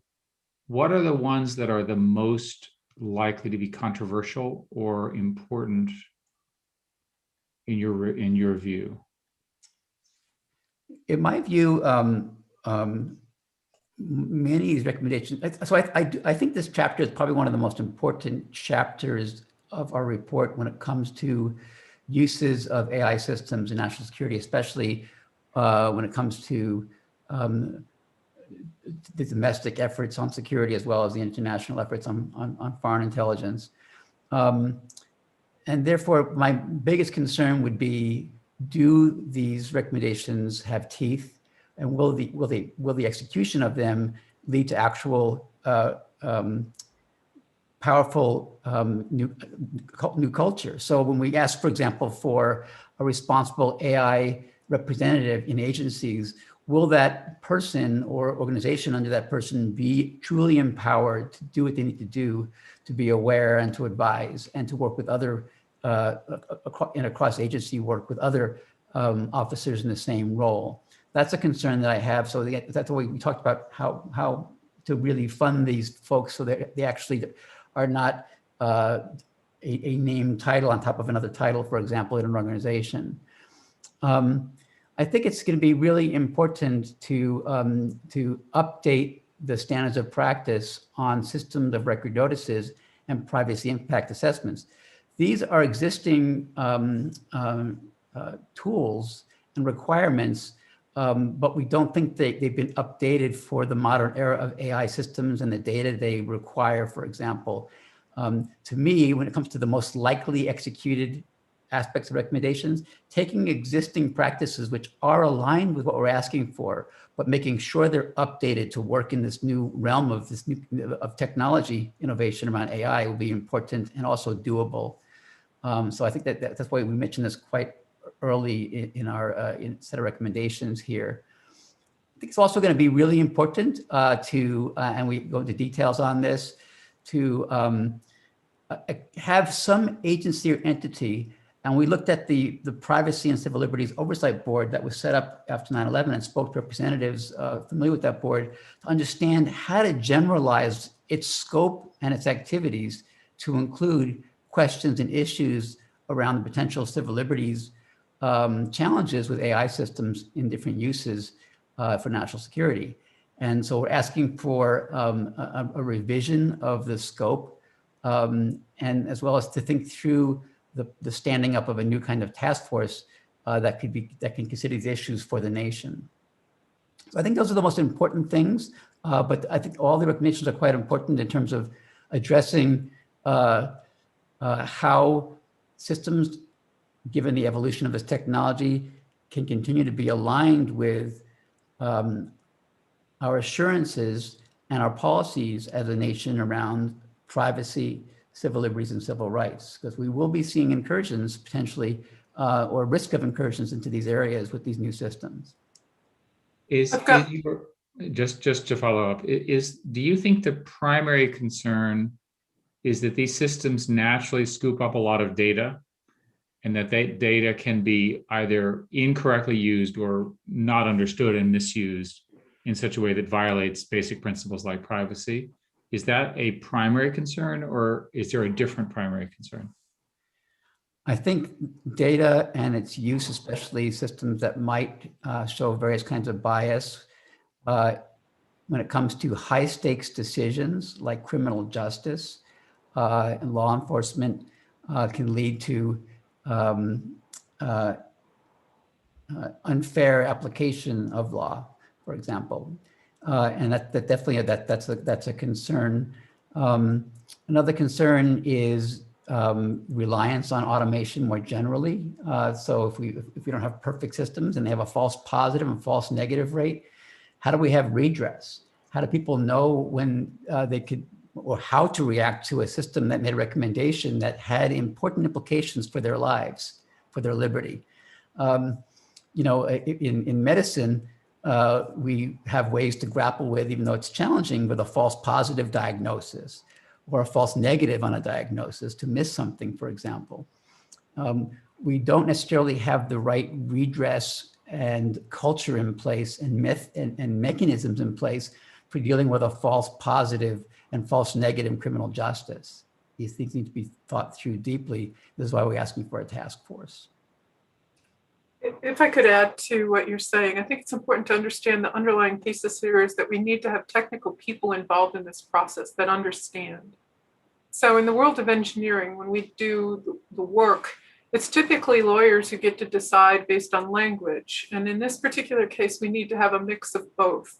And the task force, as we're talking about it, really needs to be able to do an impact assessment to understand and to provide for mitigation. And it can be anything from redress to assuring that the use, because of, as we stated at the beginning of all this report, the high level of dual use opportunity and the impact of biases can be a bias for one, but a necessary for another, has to be taken into consideration. This is a heavy lift. I akin it to a divorce court in some cases. There's nobody sometimes that will win, but somebody has to make a decision. And there needs to be a process to be able to do that. And I think the language as it's written in the report talks to that in terms of risk and in terms of implementation. So again, it kind of resonates with the constant thesis that these chapters are intertwined, because obviously we need the talent to be able to do this. But we also need to assure our public that in the course of implementing and building upon these technologies as they grow, we need to have an underlying structure that does protect what our value systems are. And this is one of those elements. Thanks, Bettina. We also call out interesting developing issues. For example, back to Eric's comment, intelligence agencies and national security agencies can now buy large amounts of data from that's been accrued privately, for example. And we saw some newsworthy press about that happening during the course of our deliberations in the new year. And it gets into a gray area per current laws and standards on how we deal with data and leveraging that data when it comes to civil liberties, that we think that will be questions coming up to the American people. And for me, Eric S., Mr. Chair, this is one of the most significant but most difficult to implement chapters because you are speaking of blending different principles as well as practices that are not necessarily organic, but they cannot be, to use the commissioners, they cannot be separated or divorced. We cannot abandon our principles and values. We cannot compromise on those. And in order to ensure that that happens, you're going to have a number of people in the room who are not organically in the same room in order for us to achieve that. So the challenge will always be to really have the right mix of individuals in the room, checking and balancing each other to make sure that we don't abandon or go too far off course when it comes to national security and upholding our interests in principles. I think a high-level question we ask on this chapter is, what's new? What's different with the use of these data-centric and other related AI technologies when it comes for making recommendations and for decision making in public life and in the intelligence community and other national security agencies, that would require us to think deeply about implications and impact, for example, with the use of various corpora of data, including large amounts of private data that can be scraped from easily by intelligence agencies. What's different about systems that might be used under the hood when they have a certain unavoidable failure rate? What does that mean for redress and for civil liberties? So I think we can start, for the kind of basics, Eric Schmidt, you were just asking for, with what's new and different, and go through and the recommendations align with some of the caveats that come up when you think about a world that was one way, and then you embed a huge data leveraging system in a new environment that's helping people make decisions, or even automatically triaging decisions that have implications for civil liberties, for freedoms. Thank you, Dr. Horowitz. Just for everyone, as I say, this conversation lasted about 16 minutes, so we gotta get moving. Dr. Horowitz, thank you so much. I know you have personally invested a lot of your time. You're passionate about this issue, and we, from a staff perspective, truly appreciate your time and dedication on helping really get these blueprints to the position they are today. Are there any concerns, comments? I know we have some questions from the audience, but I'm going to pause on them for this chapter until the end, so we can move forward, because we're only halfway through with the chapters. Do we have a consensus here to move the blueprints as is, or do you have any concerns, or you want to add or change anything? Yes to moving forward. Thank you, Eric. And I get thumbs up from Safra. So thank you, Dr. Horowitz. Truly appreciate your time again. This concludes part 1 of our final report, Blueprints for Action. I'm going to turn now to part 2 that starts with chapter 9, and I'm going to ask Chris Darby one more time to talk about his blueprint on a strategy for competition and cooperation on chapter 9. Thank you, Ely. And on behalf of my friends and fellow commissioners, Gilman Louie and Jason Matheny, as well as a truly extraordinary staff who ably drove this effort, I'll be presenting the blueprint for Chapter 9, which is focused on a strategy for competition and cooperation. The blueprint has 2 components. The first component of the blueprint pertains to the Commission's proposal to establish a high-level U.S.-China comprehensive science and technology dialogue. Given the instrumental role that emerging technologies are playing in the U.S.-China competition and the potential for those technologies to help solve collective world problems, the United States and China must have clear channels of dialogue on technology issues and opportunities. This dialogue should be led by the State Department and must exist as part of a broader strategy towards China that mobilizes democratic allies and partners in support of a rules-based international order. It should explore collaborative technology solutions to global problems and also serve as a forum to identify challenges with respect to emerging technologies and promote solutions which are in the U.S. national interest and the interest of our allies. The second component is a draft executive order establishing the Technology Competitiveness Council, which the Commission has proposed in the chapter text. The executive order establishes the Vice President as the chair of the TCC, creates a new assistant to the President for Technology Competitiveness to serve as the Council's day-to-day coordinator, and tasks the TCC with developing a national technology strategy. The TCC would exist alongside the NSC, NEC, and OSTP to help reconcile competing security, economic, and scientific priorities inherent to technology policy. In drafting this executive order, we drew upon past executive orders which established other coordinating bodies such as the Space Council, NEC, and NSC. I'll now open the floor for discussion among commissioners on these recommendations. Over. Thank you so much, Chris.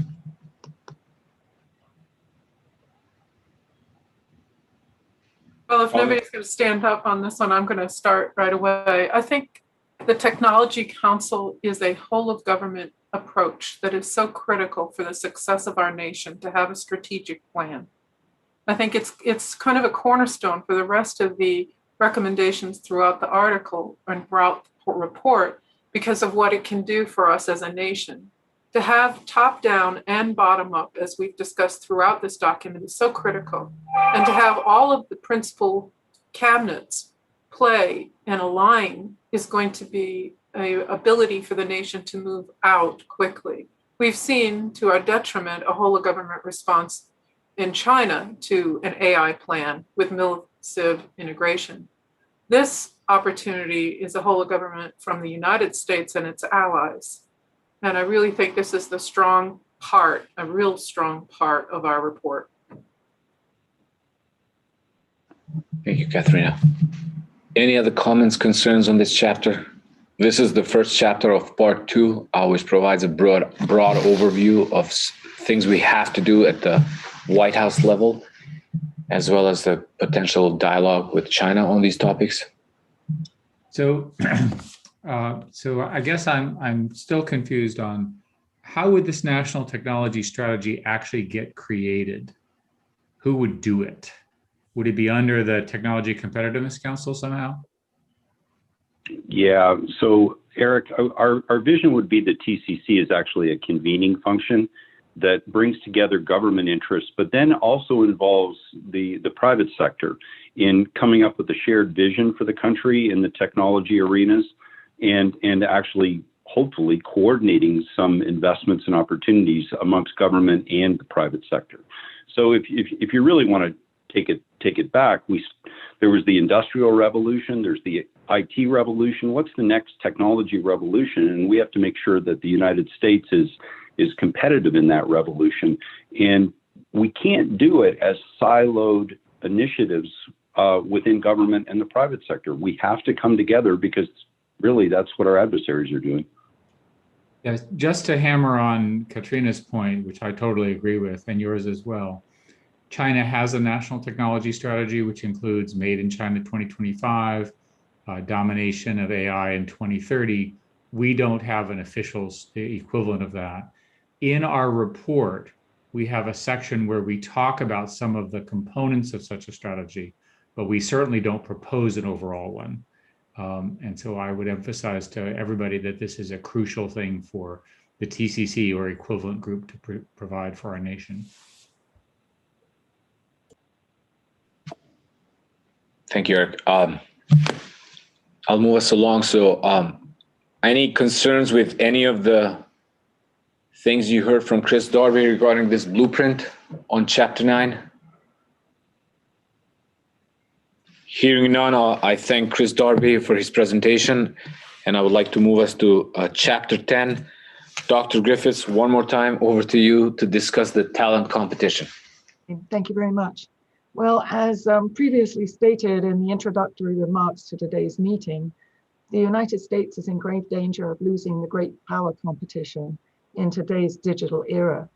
At the moment, America is unable to produce the quantity or quality of domestic talent and doesn't have the ability to recruit and retain the international talent that's vital to winning the talent competition. If we are to sustain the US lead, we must cultivate more potential talent at home and recruit and retain existing talent from foreign countries. These two options form the foundation of the Chapter 10 blueprint. In relation to growing domestic talent, we propose the National Defense Education Act 2. And for international talent, we propose a variety of immigration recommendations for Congress and the executive branch. Each option has new recommendations that we believe are vital to American success. The Commission voted to approve the majority of initiatives within the proposed NDEA 2 during the plenary session for our third quarter memorandum. The exception is a proposal for state legislators to add statistics and computational thinking to student testing. As key elements of AI and digital skills, learning these principles would prepare students for the desperately needed digital careers. Regarding immigration, the executive branch should implement 4 key reforms. 1, broaden the scope of extraordinary talent to make the O1 visa more accessible and emphasize AI talent. 2, implement and advertise the international entrepreneur rule. 3, expand and clarify job portability for highly skilled workers. And 4, recapture green cards lost to bureaucratic error. Congress should also take 4 key actions packaged under a National Security Immigration Act. First, green cards should be given to all students graduating with STEM PhDs from US universities that graduate from a program that is at least partially residential and in the United States, have a job in the United States related to their PhD, and have passed a security view. Second, Congress should also double the number of employment-based green cards. Third, it should create an entrepreneur visa. And fourth, create an emerging and disruptive technology visa. Together, these recommendations provide America with the best and brightest talent. Thank you very much. I look forward to your conversation. Thank you, Dr. Griffiths. Comments, questions on this topic?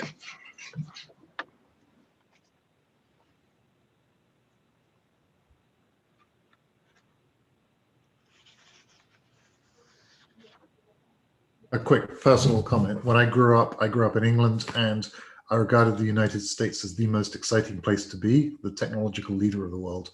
And I really hope this country maintains that. I completely concur, Andrew. I came here because of the opportunities. I didn't come here for my education, but I came here because the research opportunities did not exist anywhere else.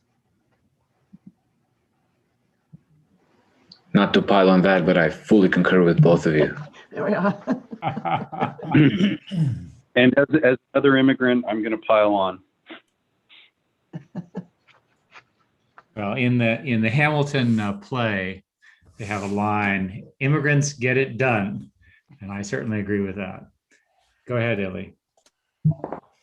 Thank you. Given that there's a broad understanding here on the importance of this chapter, and I really want to highlight the importance of Dr. Griffiths working on this, Steve Chin, I'll probably, Gilman Louie, and I'll probably forget somebody else, but this was a special topic that from day one we highlighted on our interim report. So thank you so much for your dedication and time.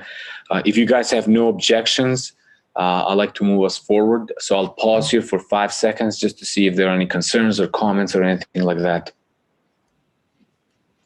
I think the testimonials from our immigrants do a good job.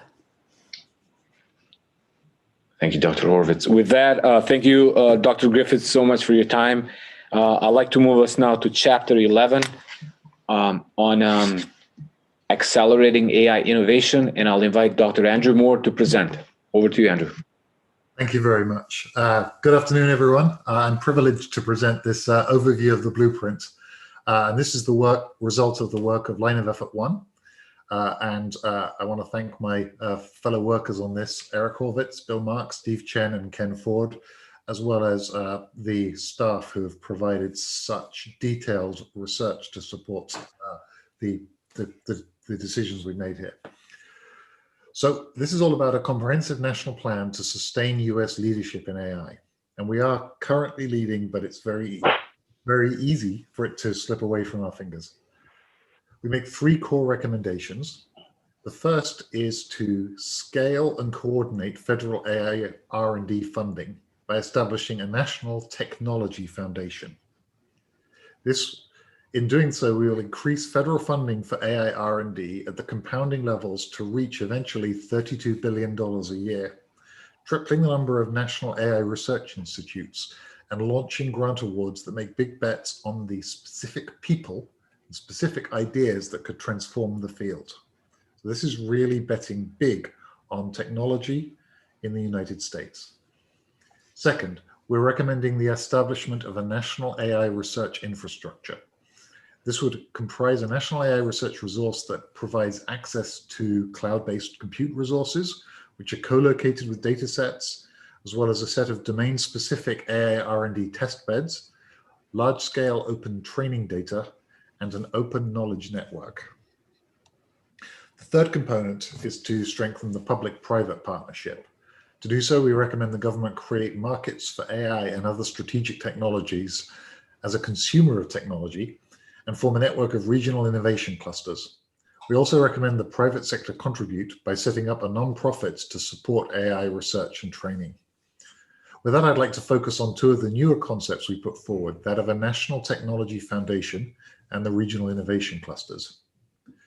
So we worked very hard and in a lot of depth on this discussion around an NTF, National Technology Foundation. And the reason we're very concerned about this is the tension between the fact that we see a need for a federal institution that provides strategic focus and dollars towards applied technology R&D, basically increasing the country's know-how in using artificial intelligence.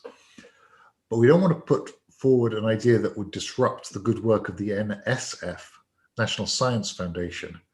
National Science Foundation is a national treasure we all deeply respect and have been involved with throughout our careers. So there's a difference between National Technology Foundation and National Science Foundation. We did in the end recognize that the scale of the technology challenge in AI requires bold action and the stand-up of this new organization. We view NTF as a necessary long-term investment in America's ability to lead in AI and other disruptive technologies. So what does the National Technology Foundation do? It focuses on generating value at intermediate levels of technical maturity. So use case inspired concepts, which have been the huge driver of the growth of artificial intelligence, and through the supporting of commercialization of successful use cases. So this requires the NTF to be able to accept very high levels of risk in what they're willing to invest in. And it needs to be empowered to make big bets on innovative ideas and people, and funded appropriately to support tech development. On the regional innovation clusters, we've recommended the US government support the growth of nascent clusters in areas with untapped innovation potential to lower the barrier to entry in strategic areas like AI, promote competition from a diverse set of companies, and spur innovation across the whole country, not just little patches of it. So managed through a program office housed at NIST, each cluster would be organized around a strategic technology critical to US national competitiveness and funded by Congress and matching investments from other private and public sector actors. If executed, these 2 actions will positively contribute to the diversity, competitiveness, and accessibility of the US AI innovation environment and it will enable the continued leadership in disruptive technologies. Thank you, and opening the floor for discussion. Thank you, Dr. Moore. Any other comments? I know the recommendation to create a National Technology Foundation is new and bold, so if anybody has any comments and thoughts, we welcome them. So I just want to make sure, Andrew, you're clear. You would double the R&D funding. Would that go into this NTF or would that be separate? Because I think what you're talking about in NTF is something which is a little bit later than basic science and more in applications of AI in important areas, as I understood your statement. Correct. So there's still, there's without any doubt, the foundational areas of mathematics and basic science are also essential to the country's progression in artificial intelligence. Artificial intelligence is based on math, and it's based on material science and the design of whole new kinds of ASICs and other chips to support AI. But at the same time, there's a component of artificial intelligence research, which is not to do with foundational science. It is to do with finding new ways, new imaginative ways to employ all the new systems of learning, perception, robotics, action that AI has provided, and making sure that we are funding people who are pushing the boundaries of what's possible there.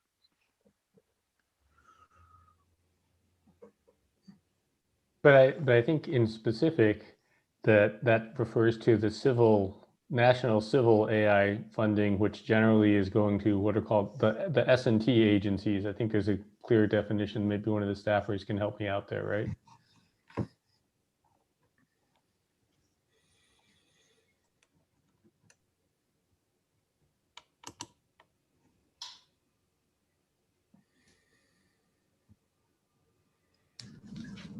Dr. Chen, I can just offer in the blueprint, it outlines that the doubling of funding would go across many of these S&T agencies. So not solely the NTF, but the NSF, DOE, NASA, NIST, and the other agencies that are currently funding AI R&D and being amplified through this compounding doubling.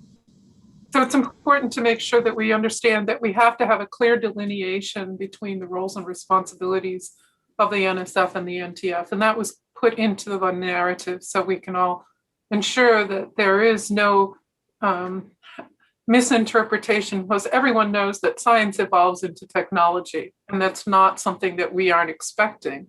We just need to make sure that people understand the roles of these foundations. Yeah, the reason I'm hammering on this is that a year ago or so, the White House agreed with our interim recommendation of increasing AI, and they took it out of everything else. So, which was precisely not what we wanted. So I think it's important that we state that this has to be incremental. It's not coming out of other science budgets. And I think we do a good job of talking about that, in particular with regards to DARPA and NSF.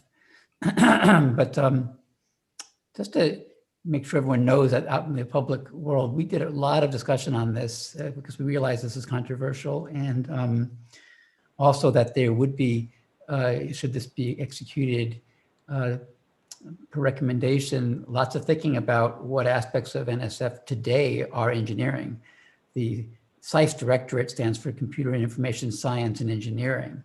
And so you might be careful about overlap and again, responsibilities and foci of funding. And Dr. Horowitz, I think you partially answered the question we got from Divyansh Kaushnik that says, in the last Congress, a bipartisan group of lawmakers introduced the Endless Frontier Act. I think this is the Senator Schumer bill that would restructure the NSF as NSTF and put $100 billion towards R&D in specific areas.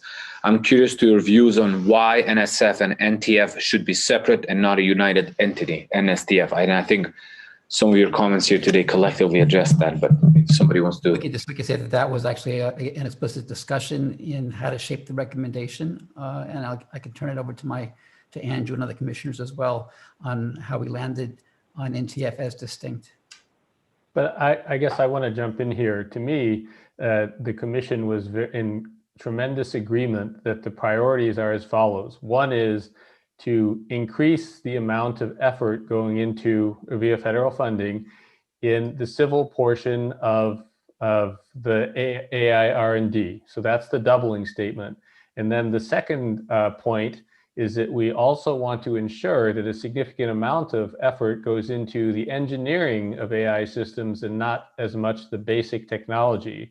And one way of doing that is either the creation of the NTF or a dedicated sub-portion of the NSF being more specifically directed towards engineering and less towards basic sciences. And under no circumstances do we want to detract from other very important areas of science and engineering going on that are not AI. In fact, we believe very strongly that there is an incredible synergy between all of this science and all of this engineering and AI. We think that AI will enable tremendous advances in these other sciences and engineering, as well as the hard problems in those sciences and engineering will drive AI research. Yeah, in the world of, I've been in both industry and academia, and in the world of academia, we do have a phenomenon of brilliant people who have got new concepts, for instance, for putting robot arms onto wheelchairs to help folks with severe movement impairments, where their grant proposal will be very solid, but it doesn't necessarily have to involve new science. And we don't want those researchers to have to feel they've got to change their line of research in order to make it contain new science, when what they're really doing is exploring the limits of technology. And there are hundreds of other instances of this phenomenon of the technology which has come out of the math and computer science in NSF ready to be used in all kinds of new ways. And that's what we are determined needs to be funded for the sake of the United States. I would say it's fair to say that we are not, shall we say, that's where the passion is. All things being equal, we would propose a separate NSF and NTF, but that is less important to us than this direct notion that technology and engineering needs to be funded directly.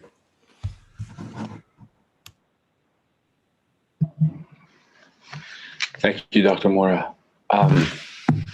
Any objections, concern, questions from other commissioners on this blueprint?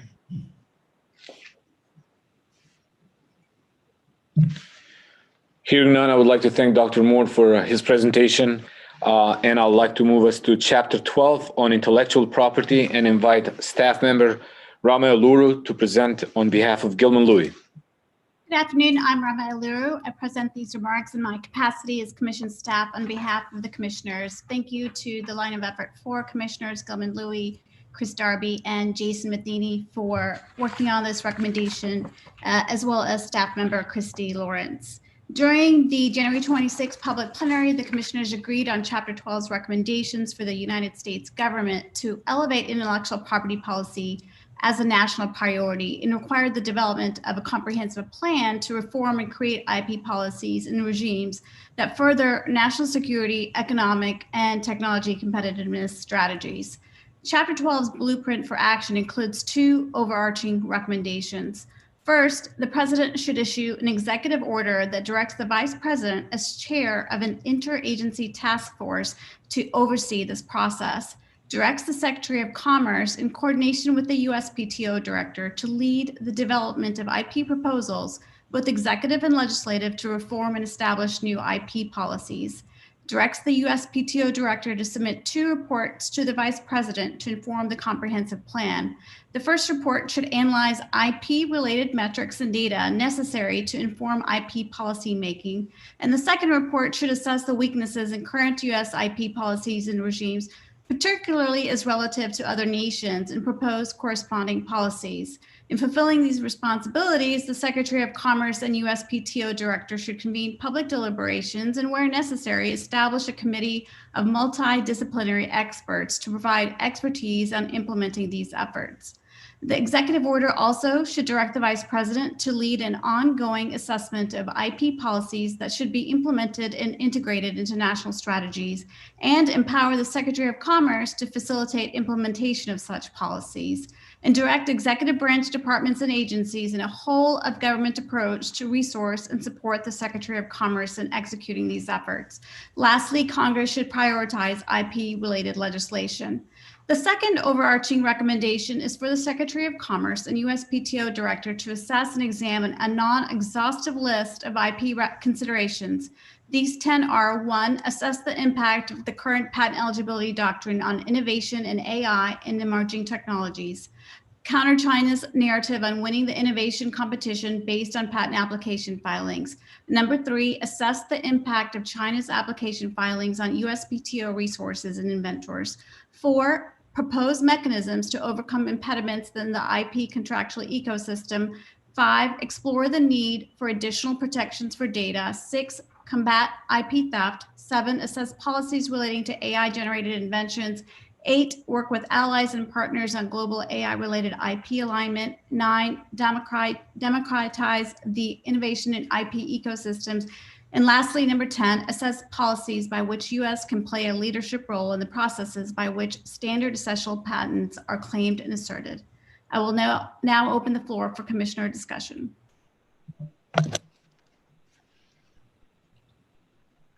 So I have to tell you all that my experience with intellectual property and the ability for the government to be lucid in understanding what is and what isn't, and how important its application to the economy, to our underpinnings of innovation, is so important. So I truly think this is another cornerstone of the report where we underscore a very meaningful action that needs to be taken for our preservation of innovation. And it has to have all the branches of the government involved, hence that TCC is so important. So thank you.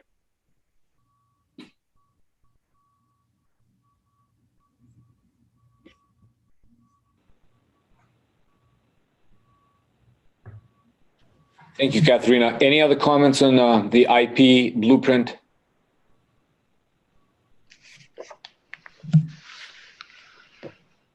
I know we discussed this at the last plenary as well, so I'm just going to ask if there are any concerns, comments, or any alibis from any of the commissioners. I think it's good. Thank you, Eric. Okay, with that, I'll thank Rama for her presentation, and I'll move us to chapter 13. I'll invite Chris Darby one last time to present another blueprint chapter. Chris. Thanks, Eli, and Rama, great job. It's my pleasure to be offering a brief overview of the blueprint for action on microelectronics. Working with my fellow commissioners, once again, Gilman and Jason Matheny, and the staff who had the unenviable task of trying to keep us on the straight and narrow, our groups prepared recommendations to protect and promote U.S. strategic advantages in microelectronics. As a starting point, the LOE 4 commissioners and staff incorporated feedback from the plenary discussion in January. As we discussed then, the U.S. government must take bold action alongside the private sector on microelectronics.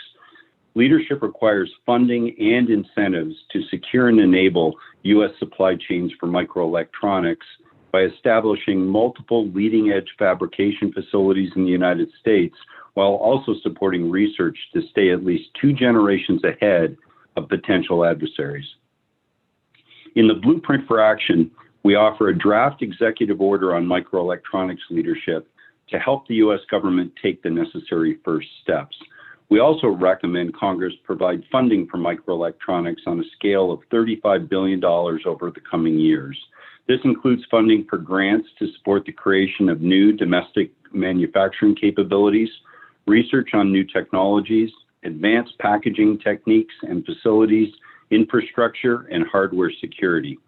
It also includes support for private sector financing through loan guarantees. We have tried to strike a balance between aggressive funding and a realistic view of the absorptive capacity of agencies to spend the funding wisely, including DARPA and other research agencies. In some cases, this means starting small and ramping up funding over time as capacity increases. And with that, Ely, I will turn the floor over for discussion on microelectronics. Thank you, Chris. This is an important chapter, I think, because it's a current issue. At the last plenary, I remember Andy Jassy and Eric Schmidt and everybody else asked us to be bold in our blueprint for action. So Chris, thank you so much for working with us in improving this chapter. So I'll open it up for conversation, comments, feedback, anything. This is Eric. I guess I'll just say what I said last time, which is we can't lead an AI without having access to the best quality hardware. And it's important that we stay ahead of our competitors. It requires a lot of money from the government and a coordinated effort with the semiconductor companies to make it happen. It's easy to say, let's do domestic manufacturing. These things cost tens of billions of dollars and are not initially economic. So it's going to require a major push in our country to do this. This is not software, which is basically hiring really smart people. It's a great deal of capital. Do you have an estimate, Chris, of how much money is involved, or do you have an inkling of how much money is involved in these proposals? Well, you characterized it, Eric. It's tens of billions of dollars, because a modern fab in the 7 or 5 nanometer sort of form factors is in the neighborhood of $15 to $20 billion. And what we're proposing involves advanced packaging facilities, and then layer on top of that the research. And ideally, you want more than one manufacturing plant. So literally, it's I'd be guessing, and I don't think it's really in our best interest to put a really hard number on it, but it's certainly north of $50 billion when you look at it at the national level. There's a fair amount of coverage in the press that says that the Biden administration is working on this. So hopefully our report will aid them in understanding what they should be doing. For specificity, can you summarize where the U.S. semiconductor manufacturing is today, so everybody understands what the problem is? Well, I think you've got some tremendously talented microelectronics firms here in the United States. Certainly, Intel and others are the global leaders in many ways. I think that what's happening, though, is that when you look at the merchant fab capacities, the fabrication that is really driving a lot of the small innovation engines, that's really TSMC in Taiwan and Samsung in South Korea. And we need that merchant capacity here in the United States to continue to fuel the innovation engine of our small companies. Additionally, even with places like Intel, they've got significant capacity offshore. And so I think to the extent that we can bring that production back to the United States, both in the more company-centric fabrication facilities as well as in the merchant facilities, it's in our national interest. Thank you, Chris. I'll just pose one hard question for you. We got from Alan P. His question is, and this goes the line of the comment you just made, if the United States takes off some of the market share from East Asian manufacturers, those countries might stop collaborating with us. So any comments, Chris, or thoughts on that? Yeah.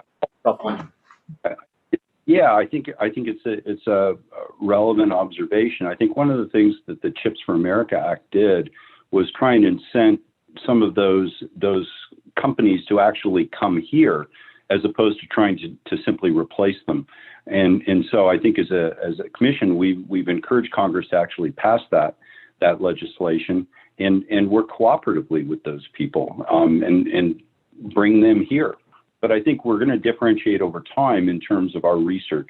We have to make sure that we're looking at materials. We have to make sure that we're being innovative on the packaging side and just be the best we can be from a disruptive standpoint in the microelectronics space.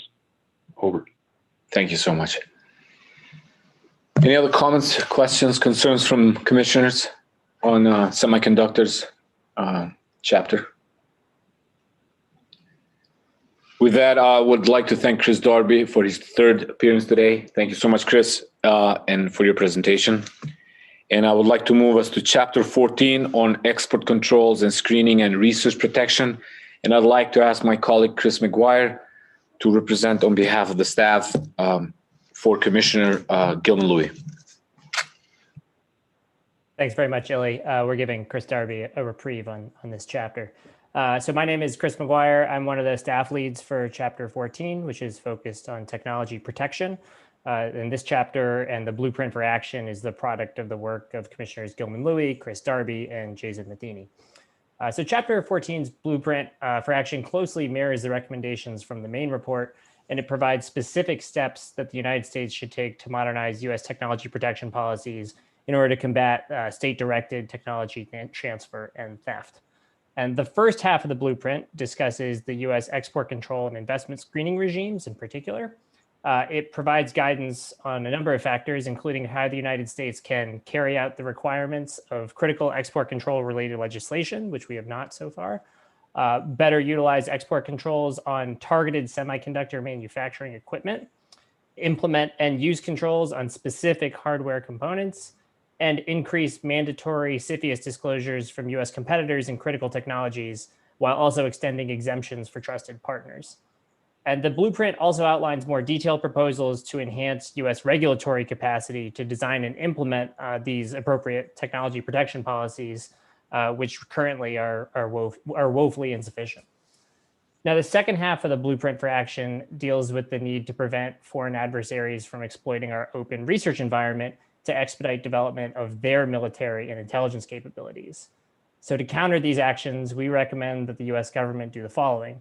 First, build capacity to protect through the Academic Research Protection Act, which is a government-sponsored center of excellence on research security, and enhance intelligence sharing with research institutions. Second, coordinate protection efforts with allies and partners and bolster cybersecurity support to research institutions. Third, counter foreign talent recruitment programs through standardized grant processes, resource compliance operations, and updates to FARA. And then lastly, to use special visa review processes to limit entrance of researchers with ties to military intelligence services of countries of concern. So that's a brief overview of the blueprints for action. Like I said, I think these mostly closely mirror the reports that we discussed at length in the last plenary. And with that, I'll open the floor for discussion among commissioners on these recommendations, the blueprint for action.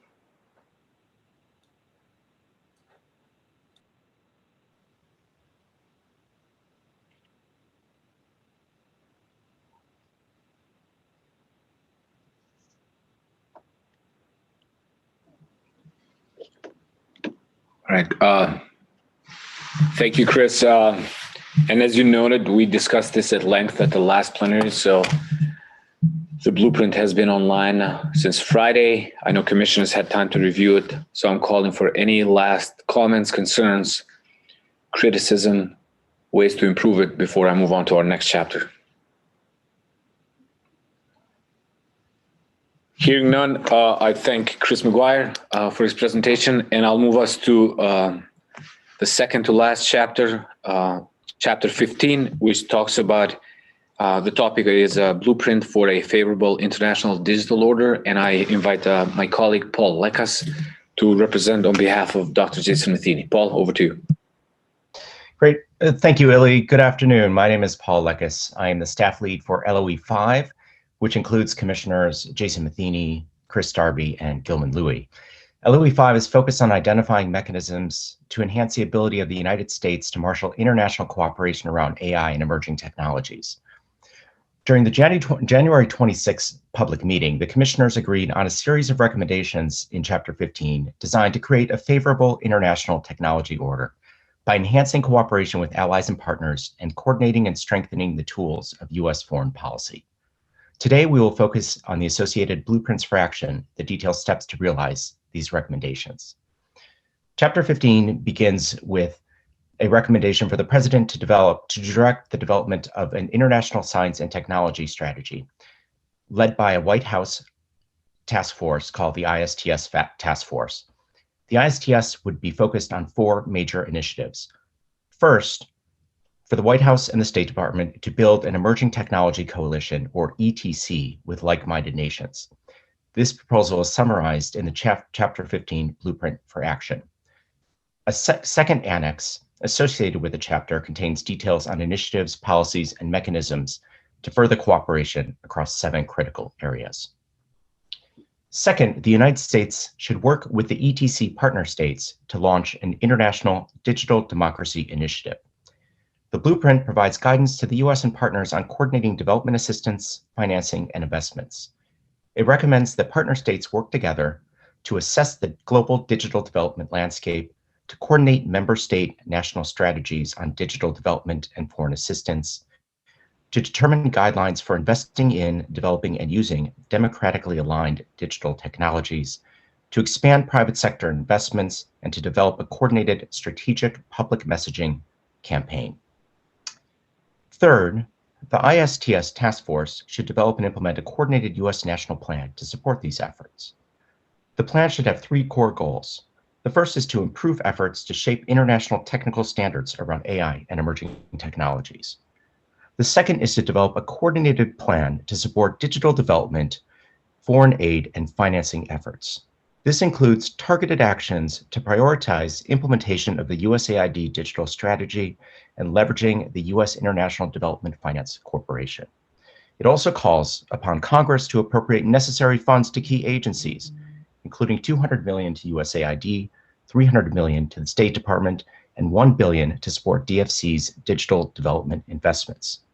The third goal is to leverage U.S. export controls and end-user licensing policies to promote transparency, accountability, and human rights. The fourth piece of the ISTS is to enhance the U.S.'s position as an international digital research hub. This includes formalizing a US-based center of expertise to support the Global Partnership on AI, increasing US research support to OECD's AI and digital efforts, creating a multilateral AI research institute in the United States between the United States and key allies and partners, and increasing the use of different visas to support talent exchanges. So with that, I now turn it back to Illy and open the floor for commissioners to deliberate these recommendations. Thank you. Thank you, Paul. Any comments, questions from commissioners on this topic? Well, when we spoke to the Trump administration, they were generally quite favorable for these things. Have these recommendations been put in place in the State Department yet?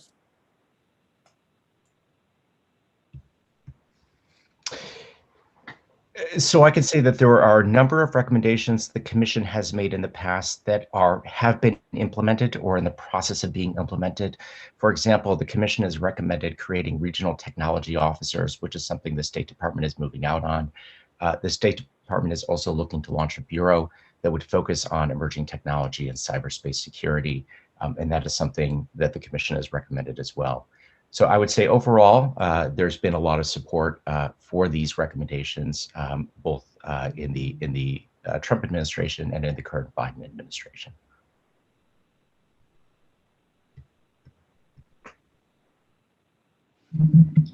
Thanks, Paul. Any other comments, questions from commissioners on Chapter 15? This is a really well-researched and well-organized chapter. It goes beyond just outlining these broad ideas, and it actually talks about how you operationalize a lot of these ideas. So I really want to thank commissioners involved in this chapter, and Paul and the team here, Christy, Matt, and Rebecca, for working these issues. So calling for comments, concerns, issues, anything else? Hearing none, I'm going to move to our last chapter, chapter 16 on associated technologies, and invite my colleague Parker Wild to present on behalf of Gilman Louis. Thank you, Parker. Thank you, Illy. Good afternoon, everyone. My name is Parker Wild, and I'm a member of the Commission's staff. I'll be presenting the Chapter 16 Blueprint for Action, which focuses on associated technologies. These recommendations are the work of Commissioners Gilman Louis, Chris Darby, and Jason Matheny. AI sits at the center of a constellation of emerging technologies, which is why Congress included both AI and its associated technologies as part of the Commission's mandate. Chapter 16 contains actions for the United States should take to advance U.S. leadership in the emerging technologies that will be key to U.S. competitiveness in the future, namely biotechnology, quantum computing, 5G, robotics, advanced manufacturing, and energy systems. I'll now briefly describe how this section has been updated to reflect Commissioner feedback since the last plenary on January 25th and 26th. First, we extended our existing biotechnology recommendations to include establishing a world-class secure biobank for genetic data at the National Institutes of Health. This recommendation reflects the decision by commissioners at the last plenary to increase the emphasis on biodata platforms.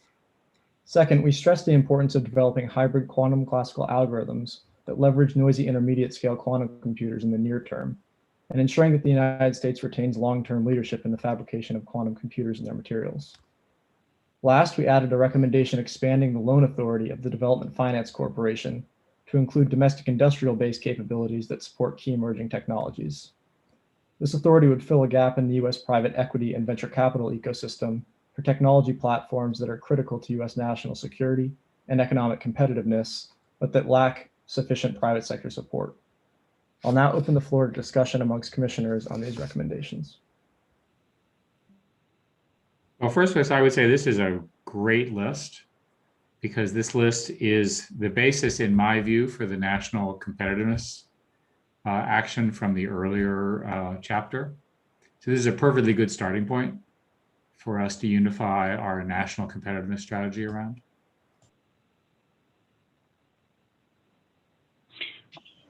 Yeah, thanks, Eric.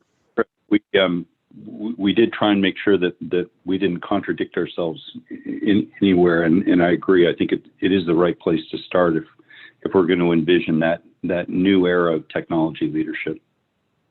Yeah, and I think everybody understands that quantum computing can be a major national security issue depending on what happens. Clearly, biotechnology, if it's misused, can be a national security issue. And 5G and advanced networking is already understood to be, because of all the Huawei issues, is understood to be a national security issue. So you've already got three. I think the other ones will come along. But you have the right list. I think there's some interesting discussion from a national security perspective on things like alternative currencies and payment platforms. We've taken for granted that we've been the global reserve currency for a long time. But if you look at the trends in mobile payments, alternative currency options, we need a national strategy around that. And these days, that's a tech strategy as well. So I think exploring a lot of these new areas in the frame of a national strategy is really important for our country. Over. Yeah, Chris, can I just add one thing? There's a Financial Times article today about the grand plans in China for central bank digital currencies. What it basically says is that they're building a system that will replace the current e-commerce systems that are done by Alibaba and Tencent with government-controlled, it's called e-yuan. Basically, it's electronic money, and that they can actually transact it with their phones and so forth. The article points out that this is to the benefit of an autocracy because it allows them to watch all the money and look for things they don't like. So my conclusion from reading the article is China has been ahead in currency for a long time, and it's looking to increase its lead. So I agree with you. We might want to find a way to mention this in our final report as well. Okay. Thanks, Eric. Thank you, Eric. Dr. Horvath. Oh, on a comment you mean, or? I thought you had a No. open mic there. You wanted, or Catherine? Yeah, I just wanted to say that I think that the conversation that we're just talking about emphasizes this whole thread of how AI has been used by countries that don't share our principles against us. against us. And I think it's important that as we're thinking through and have thought through this framework, that we're able to communicate to the reader the nature of that purpose being actioned on. And we do say it, but it's amazing to me how much that currency, how the economy, how information operations, how systems, military, IP theft, all of those contribute to literally attacking, I don't know if that's the correct word, but definitely eroding our nation's stability to be able to perform and maintain itself. I think this is a area that is really amazing to me, that we have only now started to recognize the deleterious effects of not being in the lead with our standards and our collaboration with other countries, helping to preserve the integrities of our countries and our values. The comment on autocracy is just one of the many that you could read in the document, but what we've talked about and this framework aligns to is how do we preserve our freedoms? And I think that's one of the stronger points of the article and frankly of this paper. Yeah, no, I'll take my ticket back, Illy. I think that we have to really think deeply and look at this whole document through the lens of US values when it comes to the rise of AI technologies and auxiliary technologies versus authoritarian regimes with very different views on way of life, and think deeply about recommendations in policy and technology that really play to our unique strengths, including our ability to innovate and out-innovate per the openness and intellectual honesty and flow of ideas in our culture. And this also includes, sort of deep investments in innovation as well as reaction to the perceived threats. So I think that there's going to be some interesting challenges on policy, even setting norms for what's expected by the world, and coming up with incentives and programs for enforcing them would be very, very good.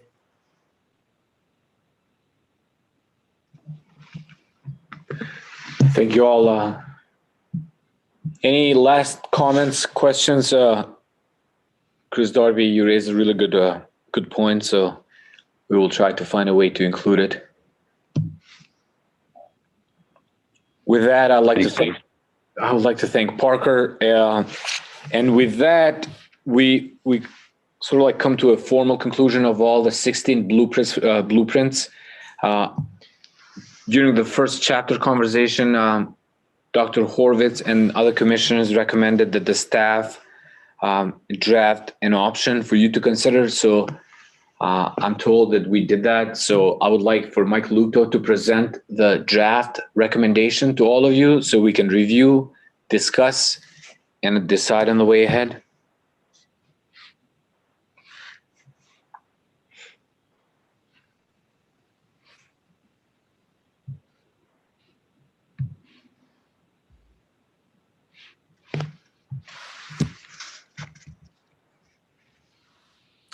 Yeah, so this recommendation was put forth following some discussion by commissioners about leaning in even more aggressively on cross-government coordination and focus of attention on misinformation, including a careful look at a set of technologies spanning AI technologies to recognize patterns as well as attributes in content that would identify the content as misinformation or synthetic, as well as the rich rising pipeline of techniques for authenticating audiovisual content and tracking its provenance once content becomes available in the world, as it's transformed or modified or goes through the normal practices in broadcast of editing, post-production, and retransmission across the network. Thank you, Dr. Horvitz. Any other comments? I know you discussed this earlier in the day, but does this capture your intent? Based on the question we got earlier, I want to confirm with Dr. Horvitz, the encryption and fragile watermarking for audio-visual content, that to me sounds like you're talking here specifically about video, audio, and maybe image authenticity, as opposed to also doing things to, if Andrew Moore posts a blog saying he thinks that railroads are the future of the United States, checking whether I'm right or not. Right, right. Okay. So can I, Andrew, so the general way this is done is that you imagine a blockchain structure, and the blockchain structure carries the watermarks. So you have a record, and then basically whoever is serving up the content can say, is this something where the watermark has been unchanged, and so forth and so on. It has nothing to do with analyzing the content, determining its truthfulness, and so forth. I personally have believed that we should have been doing this for the last 20 years because it would inform the reader as to where this thing first showed up, right? And that's pretty useful if you're trying to figure out if it's misinformation or been altered or what have you. And that would also allow the social media companies to figure out what was going on better. And in no way this is censorship. It's not filtering. It's not analyzing the content, that kind of stuff. Yeah, we're starting with this idea of certifying the origin of content and tracking its potential changes over time, whether they're benign or malignant. And as Eric said, that there's various methods for having a standard of a manifest and a cache and a hash and a way to go back to where the content has been living and modified in ways that are acceptable versus not by different agents and entities, as well as a user experience that you would have in a browser that something actually is certified. And again, we're an AI commission, and I think we're recognizing that AI is only one tool to face the growing implications of AI-powered misinformation and needing to go to complementary methods, including ones that, as Eric said, and I agree with, should have been stood up decades ago. Yeah, I just wanted to emphasize, though, that this is provenance, which is one piece. It removes one vulnerability, but there are many other vulnerabilities, such as the point of origin, and then it's really not addressing the topic of validity, which is both controversial and AI complete, right? Right, and there are interesting discussions going on about, and again, this is a technical direction, it's probably gonna be very difficult, about certifying reality itself with the right kind of sensors or illumination of a special room with the right kind of patterns. But explorations of that have not yielded clear methodologies yet for how that would work. There are interesting organizations, including Witness, for example, which takes cell phone sensors like GPS and time clock and so on, and try to match that with as a way to authenticate reality with imagery. But those methods have been pointed out that also can be attacked adversarially. Well, that's kind of like the modern day analog of the kidnapper's ransom note with today's newspaper in the picture, right? Right. Doesn't mean that it's hopeless. That's an interesting direction, though. Look, I think we can say authoritatively that we can do provenance. It's going to be really hard to deal with anything else because we're not going to fundamentally agree on what truth is. We're not going to agree what should be said. There are all sorts of social issues. So I think that this recommendation is fine. And I think we're behind in the sense that we should be doing everything we can technologically to talk about the origin of a document and what happened to it. And because that will help us understand if AI is manipulating the information. And that's a real danger. And so we need to emphasize this. That's why I like this draft proposal so much. Thank you, Eric. Do we have a consensus here? I mean, do we have any objections to draft recommendations that was raised earlier and drafted during the day so we can include it in the main report? This is not a blueprint for action. This is a main report, chapter 1. I agree. Okay. Hearing no objections, then we're going to take this for action and include it in the materials for the final package for you to approve on March 1st. Shifting gears here, I would like to draw your attention to another topic that came since our last plenary. Last month, we discussed the main report, and as you remember, we had a paragraph that included a general artificial intelligence, or AGI. Between that meeting and today's meeting, an additional paragraph was developed to provide additional context on the Commission's views. So I wanted to provide commissioners this language to review and to see your thoughts, whether or not you concur, you non-concur on adding these changes. So Mike Lupto, if you can display the language, that would be good. Or Kevin, thank you. I'll give you 2 seconds to read it. And just to clarify for the listeners, Illy, the words in black are already in the report and have been approved, correct? Correct, sir.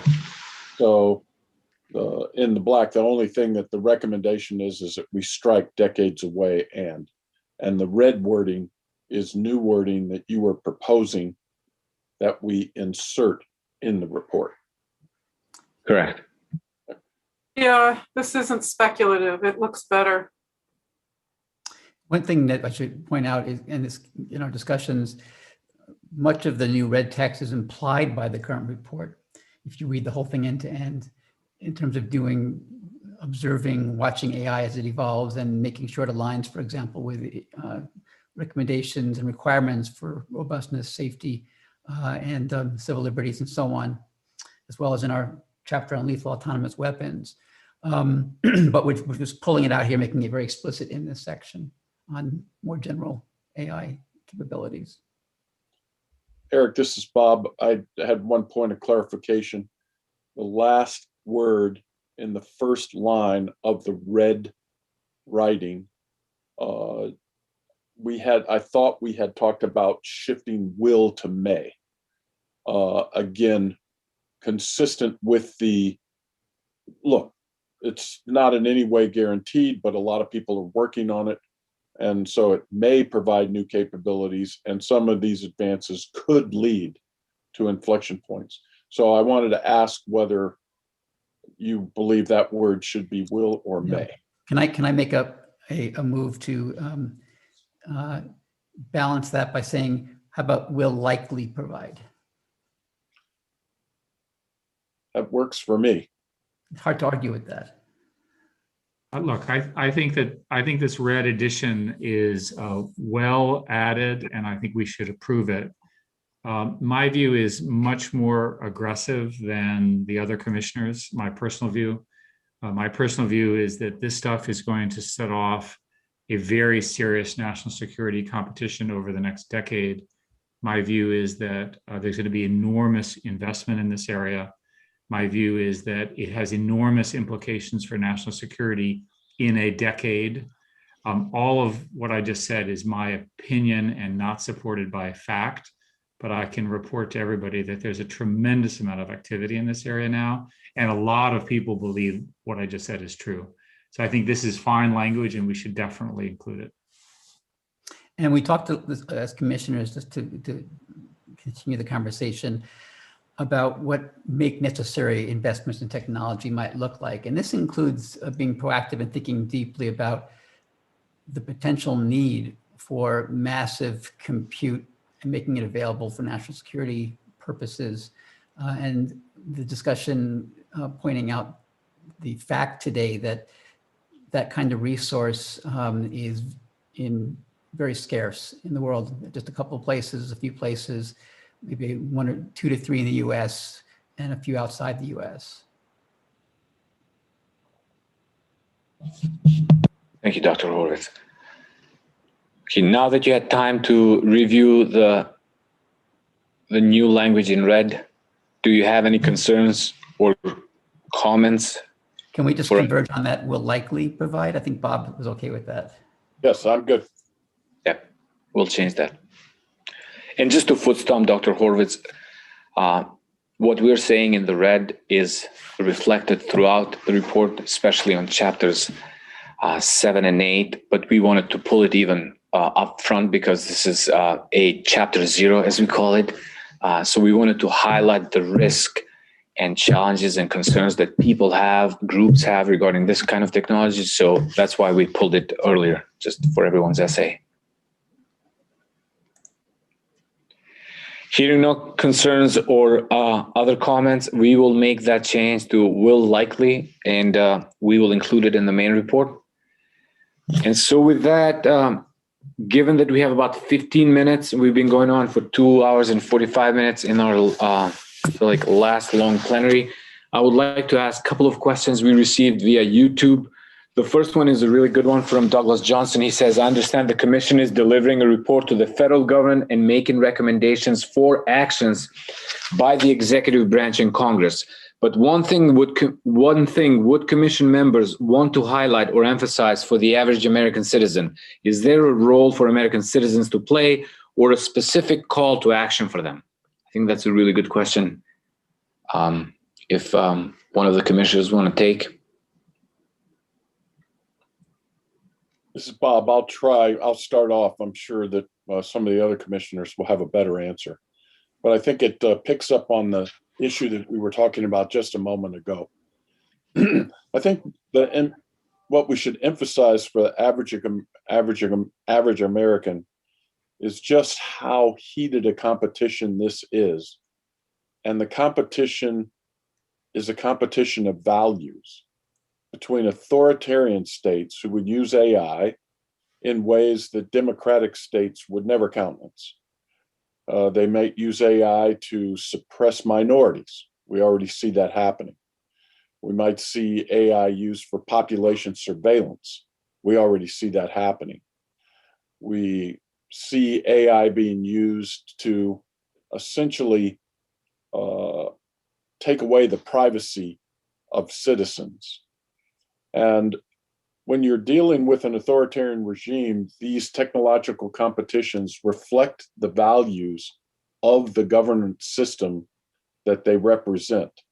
So for the average American, it is very, very important that we win this competition and that American values on privacy and accuracy of information and not using this technology for malign purposes such as suppression of minorities. There's a stake for every single American citizen in this competition. And it is why it is so important that the commission thinks that we need to win the competition.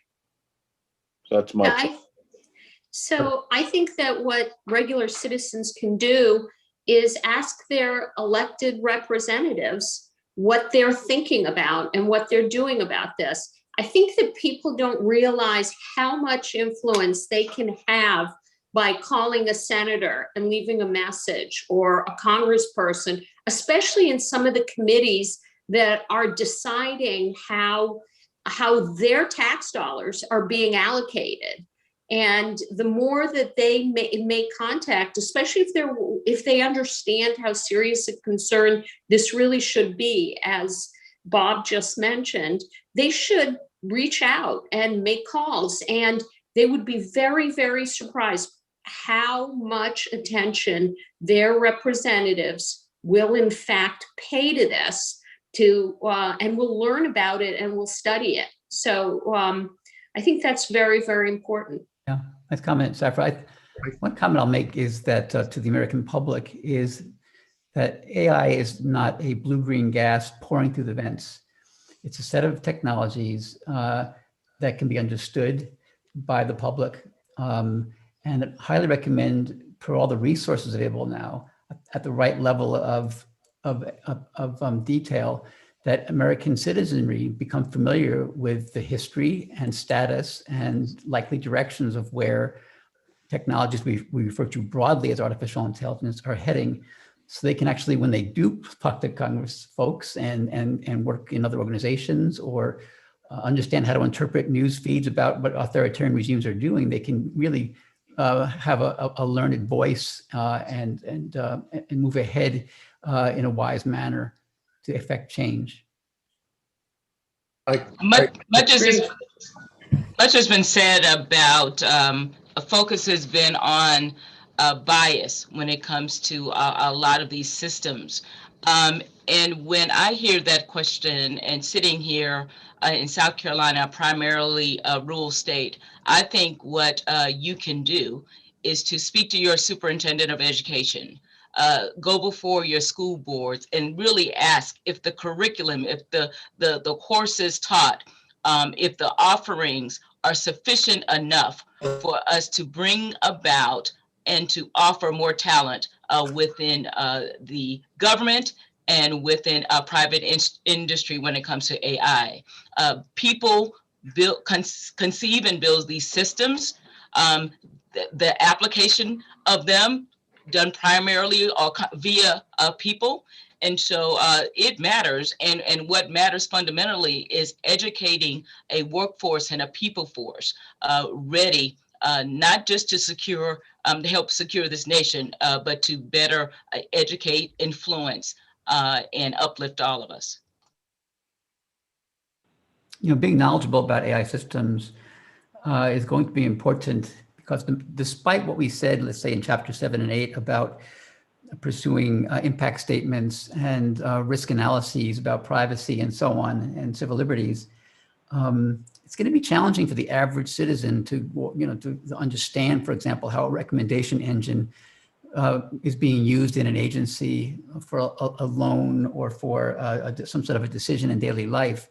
There's been concerns I've heard from civil liberties organizations that with the proliferation of recommendation engines taking large amounts of data and making recommendations to guide prioritization or allocation of resources from education to healthcare, that bureaucrats can more easily hide behind numbers on a screen and not be even get involved in a human way anymore. So the idea of understanding and demanding that despite a buried web page that maybe has a required impact statement, that you understand what's going on and ask for clarity will be very important.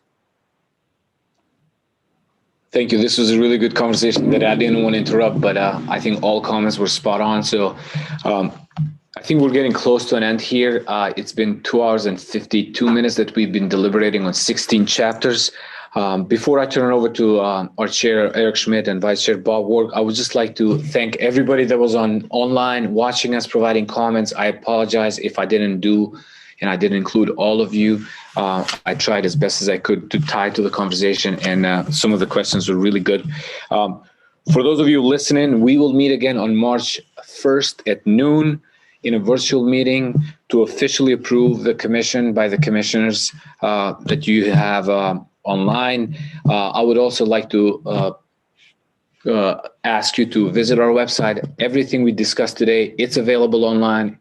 You can reach to us via our website, and everything will be posted on March 1st based on the commissioner's feedback that we heard today. And so with that, I thank you again. I thank the commissioners, I thank the staff, and I'll turn it over to Dr. Schmidt. Well, I think everything's already been said. Let me just say that I hope we have, for our audience, set a standard of transparency and, I can't even say it, transparency and professionalism in the quality of our deliberations and the depth and impact of our work. My thanks to Illy and the entire team. Obviously, I'm very, very proud of the commissioners and what we have collectively done. Thank you all. Bob, your thoughts? Just that this is the first time I've ever been on a national commission. It's been a pleasure working with all the commissioners. The staff that Illy put together has just been world class. And I think that is reflected in the results of the written products that we've put out. So like Eric, I'd like to thank all of those who came in this afternoon to listen. And please send us any recommendations or further concerns that you might have through the staff. And I look forward to wrapping up the report because I think it will be an important one for our nation. Thank you. And I see Katharina has her hand raised. Katharina, over to you. Yeah, I just need to state, and I think the commissioners would agree with me, that our staff is probably our future knowledge, foundation of knowledge, perhaps better stated, for our future on AI. I think the people that we have on our staff here have gathered this information, melded it, provided in a cogent form for us as commissioners to be able to utilize.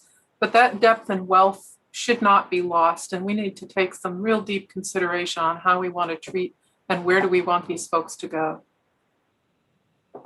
Thank you, Katharina. And with that, I'll turn it over to Angela to formally close the meeting.